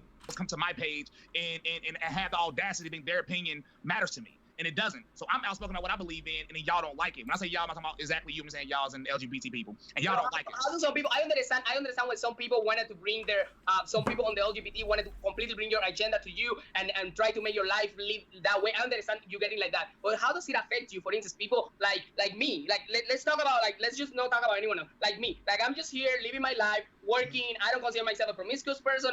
Honestly, I only work and work out and mind my business with my friend. How does this honestly affect your life? I can tell you how, because I plan to get married. I plan to have children, and I don't want my children to be easily exposed to degeneracy.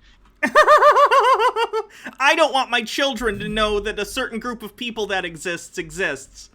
Oh, Bryson. Oh, man. I don't know how to tell you this. Your kid's gonna know that gay people exist. They're gonna know trans people exist. And they might be one of them. Who knows? Fortunately, I'm not even saying you're a bad person personally, but the ideal situation here would be if Bryson never has children, honestly. Even if you do go to your social media, you promote degeneracy. You're aligned with degeneracy. So that makes you, unfortunately, one of my enemies, because you're literally against and attacking my core value system. So we can't align because we can't come together and promote the same thing. It's just the truth. Not saying you can't vote for Trump and I can't vote for Trump. All right, let's go to Tiffany's been trying to weigh in for a second. Yeah. JC, real fast. JC and Bryson, real fast. Let me let Tiffany weigh in. You guys, JC. One second. Okay. Going back to what I said before, I come from a very strong Catholic household, and I come from a very like conservative and straight parents, and I still have my views, and I came out this way. Why do you think that maybe okay, you have a family, and I don't know if you have children or you will have in the future? How do you? Oh no, is he gonna ask Bryson what happens if his kids are gay? I feel like this is gonna get bad. Why do you think that my existence is gonna influence your livelihood or your family? Where I come from, I lived in Cuba, right? And homosexuality, communism don't play around. Communists don't like homosexual, and I wasn't raised in it. That's funny, considering most communists on the internet are incredibly gay or trans. Not tankies, though, usually, but tankies are basically Nazis. I wasn't raised I didn't even meet any gay people around me when I was a child. Never. I didn't even see a gay people. I didn't see a gay show, nothing. And I'm still gay. So why do you think that this influence thing that you're talking about is gonna affect your family? I'm telling you right now, as an experience, that me, who was raised in tyranny, literally in a dictatorship, that I was not allowed to see any of that. We only have 2 channels on TV. What's a tanky? Basically an authoritarian leftist. They usually defend the Soviet Union and North Korea and stuff. And it was mostly Fidel Castro. And China's authoritarian measures. Even speeches. So why do you think that, I don't know, someone working out at the gym when you're working out with your son, if you have one, is gonna they'll defend Stalin and stuff. Bad stuff. Somehow affect your family? Because me myself, I never saw any of these. Just quickly, and I'm gonna let Tiffany go just less than 10 That seconds. was quickly a minute ago. No, I gotta respond to him. But you can only work for God or work for Satan. That's it. And I can't allow. All right. Satan has better dental. So, All right, Bryson. Then we're gonna go 10 seconds. Go, Tiff. All right, so I'm gonna respond to both Bryson and I wanted to ask John something. I'm so glad we're almost done with this. I just like how Bryson keeps throwing around the word degenerate, yet he has yet to establish how LGBT people are actually degenerate. Like, I already did it. no, He's just gonna say you can't have children, like, and the Bible says it's an abomination. That's his justification. It doesn't go deeper than that. He's a puddle of a person. Very shallow. really degenerate. You gave a lot of feels there, a lot of feeling. No, it was but a fact. no, it wasn't. It's not. No, it was. You Anyways, proved it though. But I just want to say, currently, gender dysphoria is considered a mental illness in the DSM-5. However, there are talks and even plans to have it removed. of course. And some argue that leaving it in would actually benefit the community in some ways, but opinions are split on that. Additionally, even though it's still in the DSM-5, the World Health Organization hasn't considered gender dysphoria to be a mental illness since 2019. Don't care. Regardless, you don't care. Yeah, I know No. facts. So, Well, it must the suck. fact is, I'm not done. You talked for like 5 hours. Give me You a second. talking to me? Regardless, it could be treated as I meant. Like, it could be treated. There's already treatment for trans people that's proven to improve their mental stability and their happiness, their overall happiness. And then I want to talk to talking John real quick. Do you mind if I comment on the DSM thing just so I don't forget it before you? No.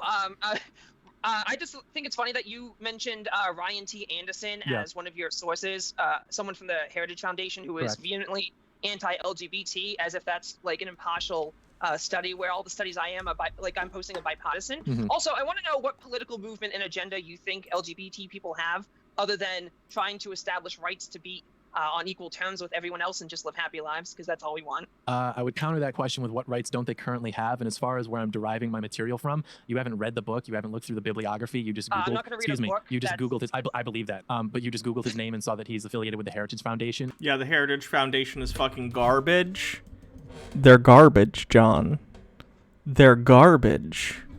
And so to dismiss that just because of his affiliation would be fallacious. No, it just tells a lot about a person of who they work for and what their books are titled and written. So I'm Right. not worried about that. Like, I'm sure if John Doyle saw a book that was written by, I don't know, a prominent figure from the ACLU or or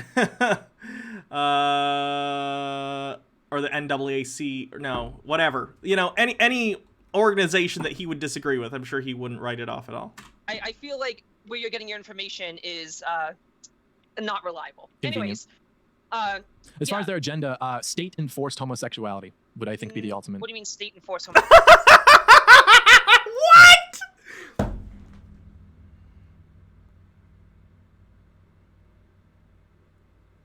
A dick for every butthole and a chicken in every pot. You heard it here first, folks. homosexuality? I mean, no one's trying to turn you into a homosexual. Right, but it's getting to a point where if you don't agree, or I'm sorry, if a child expresses that they are not binary or they are not the gender that they were assigned at birth is the language, it's going to get to a point like it has in many Western countries where the state will step in, consider that to be child abuse, and remove the child from the parent's household. Just happened. Okay? You understand that would work in the reverse too, John. Like, I don't think this happens virtually ever. But let's say there was a theoretical situation where someone was like, I'm going to tell my child, let's say their child is a male at birth, and the parent was like a out there person and was like, I'm gonna tell my kid that they're a girl and that they're a woman, and then they do that, and the kid continually expresses that they don't want to do that and they'd rather, you know, be considered a boy and dress like a boy and all that stuff. The state could also take that kid away. Right? It's almost like kids aren't your property and they're human beings, even though they're little undeveloped human beings that need to be protected, sometimes by their parents. In Canada, actually, there's an example of a father who actually wouldn't accept his daughter. I think it was, I might be wrong, but I think it was either his daughter. I think that was identifying as a man, and then he wouldn't accept the new trans identity, and then the state sort of barred his ability to have custody of his own daughter. Nope, that's not what happened. Let me explain what happened in that case. That's a complete misrepresentation. Basically, God, what was the specifics of it? I know it wasn't that. Shit. There was some sort of divorce, I think, and the son, who is trans, decided to not want to see the dad because the dad was not supportive of him being trans. The court also barred the father from, like, talking about these issues publicly because it was distressing and considered harassment of the child. And then the dad did something very publicly. I don't remember if it was like a newspaper interview or like on TV or something. And he went on TV. I thought and you just posted on Facebook. Was it? Hold on. Someone just posted the link, so let me take a look. Legal dispute between trans children and father takes new turn over freedom of expression. In a messy legal dispute between a 14-year-old transgender boy and his father, who rejected the child's gender identity, has expanded into a fight over freedom of expression. In a recent decision, BC Supreme Court judge ordered the father to stop publicly discussing the case after finding some of his actions, including interviews with conservative media outlets, exposed his child to significant harm and constituted family violence. So yeah, he was doing interviews with conservative media outlets. That's why they barred him, and then he, after the bar... Yeah, that'll do it. What did he do? But the father's lawyers say the restraining order is draconian, and they plan to file an appeal, blah, blah, blah, blah, blah. A publication ban imposed by the court restricts media from identifying the child or the father by name. The case last year as a... and he did. He identified the child, I think. I think he also misgendered and dead-named. Which is why that happened. Yeah, fuck that dad. I don't feel bad for him even a little bit. They're misrepresenting the case, though. Shocker.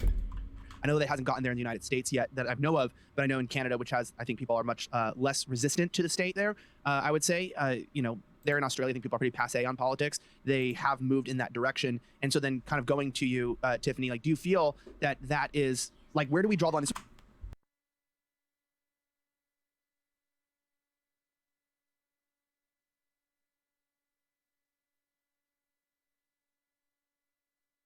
I want to end on the last question then. Yeah, like, where do we draw the line on the sexual liberation movement? Is that going too far? You draw the line of anything other than consenting adult humans. Period. There you go. To where the state can remove... I solved your problem. We didn't have to spend an hour and 20 minutes doing this shit. A father from custody of their child based on the fact that he doesn't accept their sexual identity. Like, where do we draw the line? And we'll start with Tiffany. Gender identity. This is our last question, so please get everything you want to say out in this question. If it's just based on what you said, I'm not sure. I'd have to look at the data. It's not. He was lying about the situation. I think that's a bit too far to just take custody of the kid, but I have to see the article in order to know exactly all the details. So. And the state doesn't have custody of the kid, the mom does. I'm not comfortable saying what I think. I think I heard about the story and that the father was.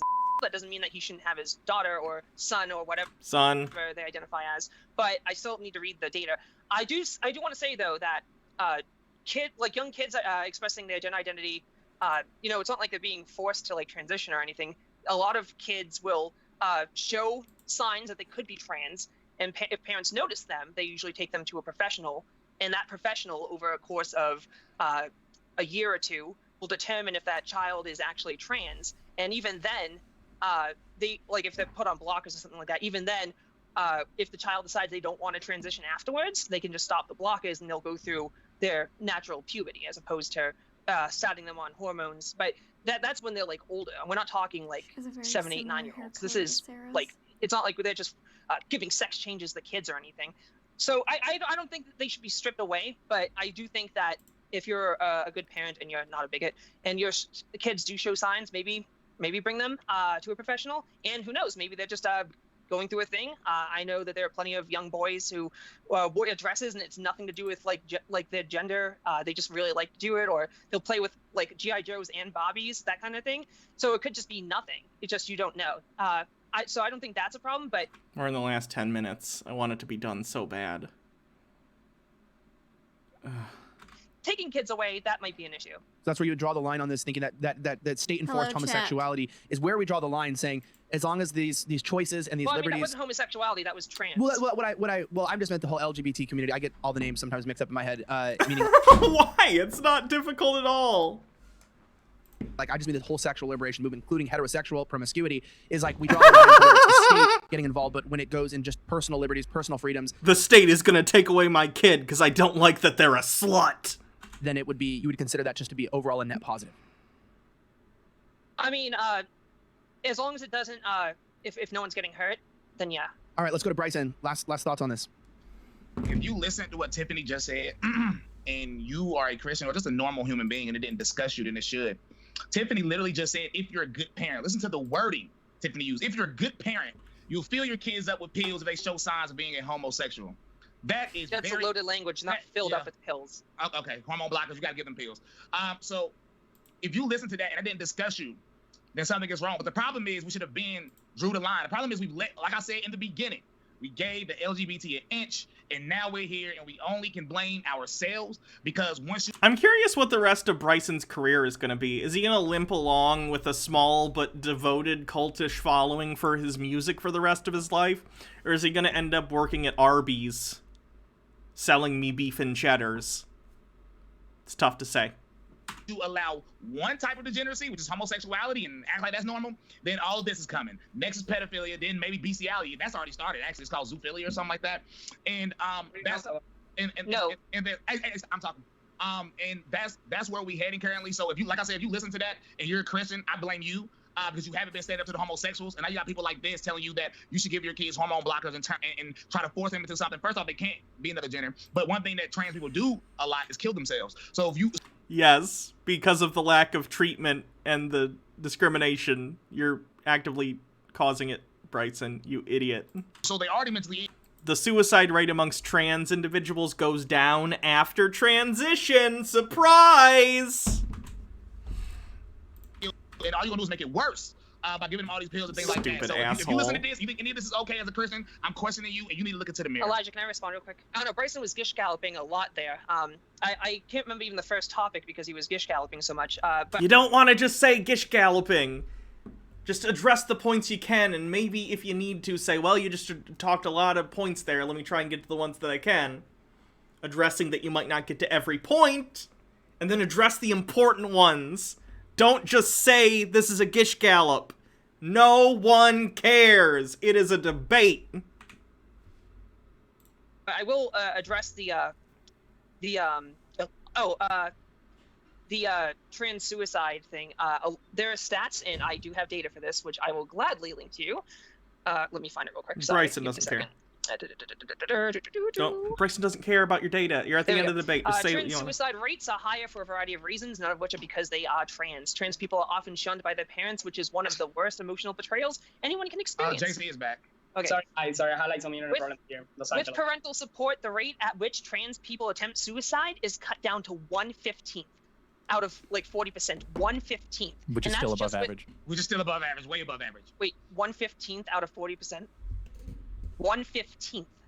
Yeah, that's still above it. The baseline suicide rate is, I think, 0.5%. Yeah, but no, that's just with parental support. This is not including which other factors? Because I do know that there was data. It's not addressing transphobia in society. It's just parental support. Can we please go to JC? All right, she's right about that one. I have sources for this if you want to see them. Yes. Again,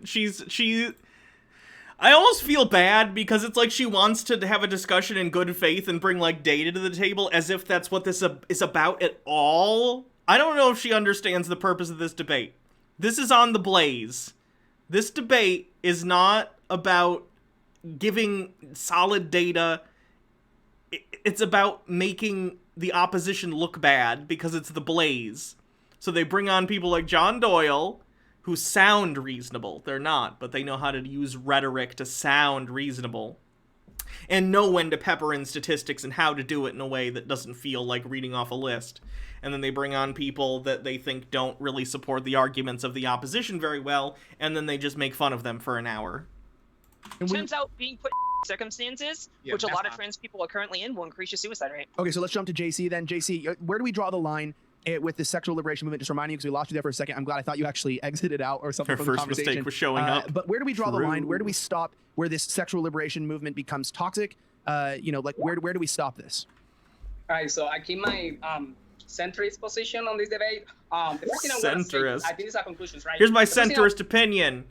We need to grill. I want to say is that there is a new wave of young Republicans and socialists coming these last years. So I feel like it would be so good for our country if we could actually put all this energy against like all the communists and socialism taking over the United States. Because you know what? Like, what are we gonna do if they actually There are virtually no communists in the United States. Communism is not a threat to the United States. Stop. We just want health care, goddammit.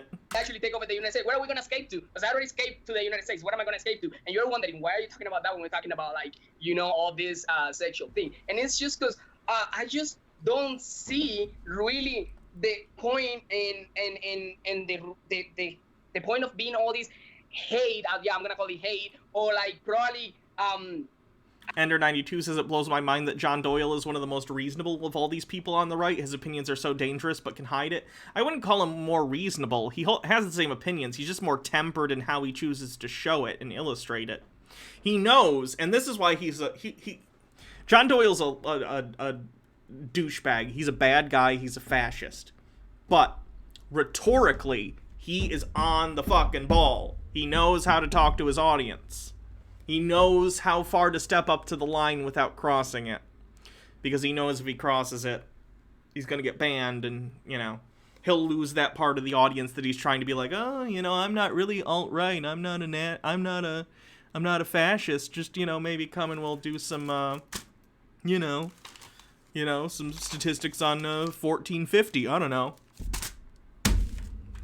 I don't know, discrimination too a little bit about like people who are just think different than you and stuff like that. First of all, we are in Canada. Whatever is going on in Canada is kind of like a lost case. In the United States, I completely stand for the freedom of speech, even on social media too. Everyone should have their right to say whatever they want, even if it offends me, or even if I offend someone, I should also have the right to say whatever I want. And I just think that we could just be a little bit more united and honestly defend the interests of this country and this nation and what we are gonna be from now on. And honestly, dude, yeah, like I said, I stand for freedom of speech. He intertwines the dog whistles fairly well. Maybe the next Tucker and then a gagging emoji. I could see John Doyle in 20 years or something having some, like, probably not network TV show. I don't know if network TV will be as much of a thing, you know, whatever. Or even cable. I meant more cable like Fox News, but I could see him having a popular show like that. And not just, like, privately on his YouTube, but, like, on some bigger thing. Some things bother some people or whatever. And it'll be horrifying. It's just... I mean, it is what it is. Freedom of speech is always going to be there. I'm always going to be anti-communist, anti-socialist, and I'm always going to be, like, understanding of religion, of deep religious people, even though, like, some of them don't understand me. And to finish this on a good term, I'm actually very happy to say that... 4 more minutes and it's over. The polls show that the majority of Republicans support gay marriage. So this is something that is just going to, like, keep going better, whether you like it or not, Gray. And this message for Gray, even though, like, you are a religious person, I really hope you find God one time in your life or something, and gives you the opportunity to see the good on other people's and not only receive the bad energy that you receive from so much. Don't bring up my guy, bro. This is just that you are getting right now, and just, you know, and lets you, like, I don't know, be more open-minded and be just more happy with yourself. That's all I have to say. I'm not being, I don't know. I just remembered what I was gonna say to Bryson. I wish you the best. Don't bring up I'm just talking as a religious person. This might be a bigger shit show than the last debate. I remember what I said to Bryson. No, yeah, All right. 10 seconds. All right. Don't be a All right. Gray. Guys, I gotta wrap this up. You're gonna have to tell him later. John, I gotta give you the closing thought. Where do we draw the line? I'm sorry, guys. We're running over on time. I need to hear you. I think that there's a... Oh, and John gets the full screen, too. Maybe the right is sort of courting John to be, you know, the next big conservative fascist figurehead, like Tucker. Maybe this is like a testing ground for how he does. I don't know. The reason that trans people are disproportionately represented with substance abuse, with depression, with adjacent mental illness, with suicide attempt rates, and it's not because they're bullied, and this can be most... It is.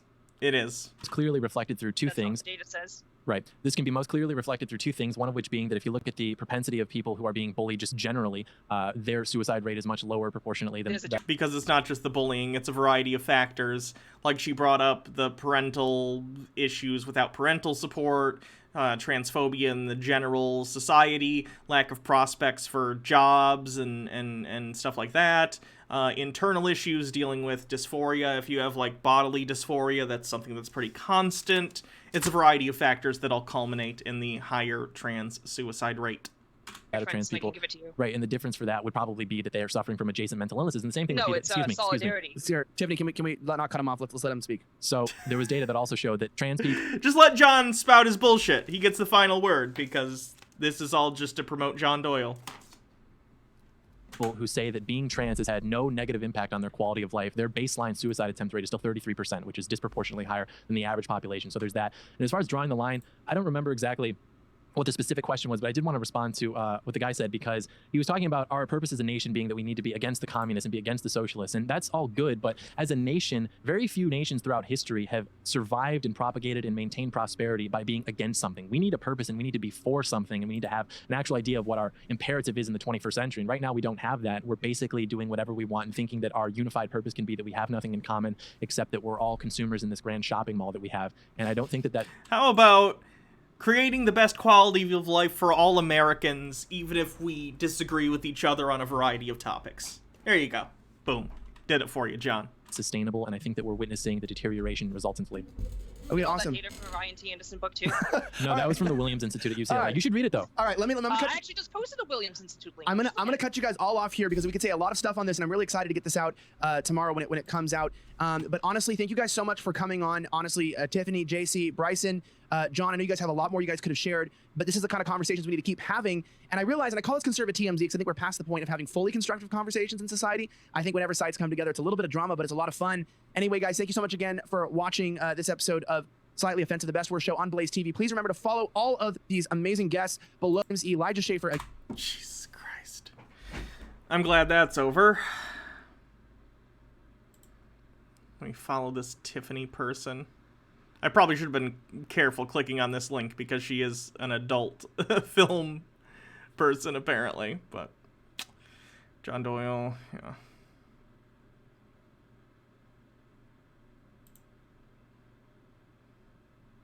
Interesting. So my final thoughts on that debate. Shit show would be an appropriate word. I wouldn't recommend anyone. And again, like I said, no one who watches my show is an active participant in the discourse. I don't think anyone gives a shit about my channel, which is fine. But don't ever go on a show like this. You're not there to be part of a good faith debate. And honestly, even if you are someone who's like goes on debate shows and stuff, you know this. You don't need to be told this probably. But this show is not here to have good faith arguments or even just entertaining for the sake of entertainment debates like something like modern day debates, which I don't like either. This is a right-wing forum for right-wingers to selectively pick those who get to have discussions so that they can make fun of a left-leaning position and try and make their audience believe that everyone on the left is shit and everyone on the right is correct and very rational, but all these emotional lefties. It's just incredibly stupid. So, don't take part, please. Moving on.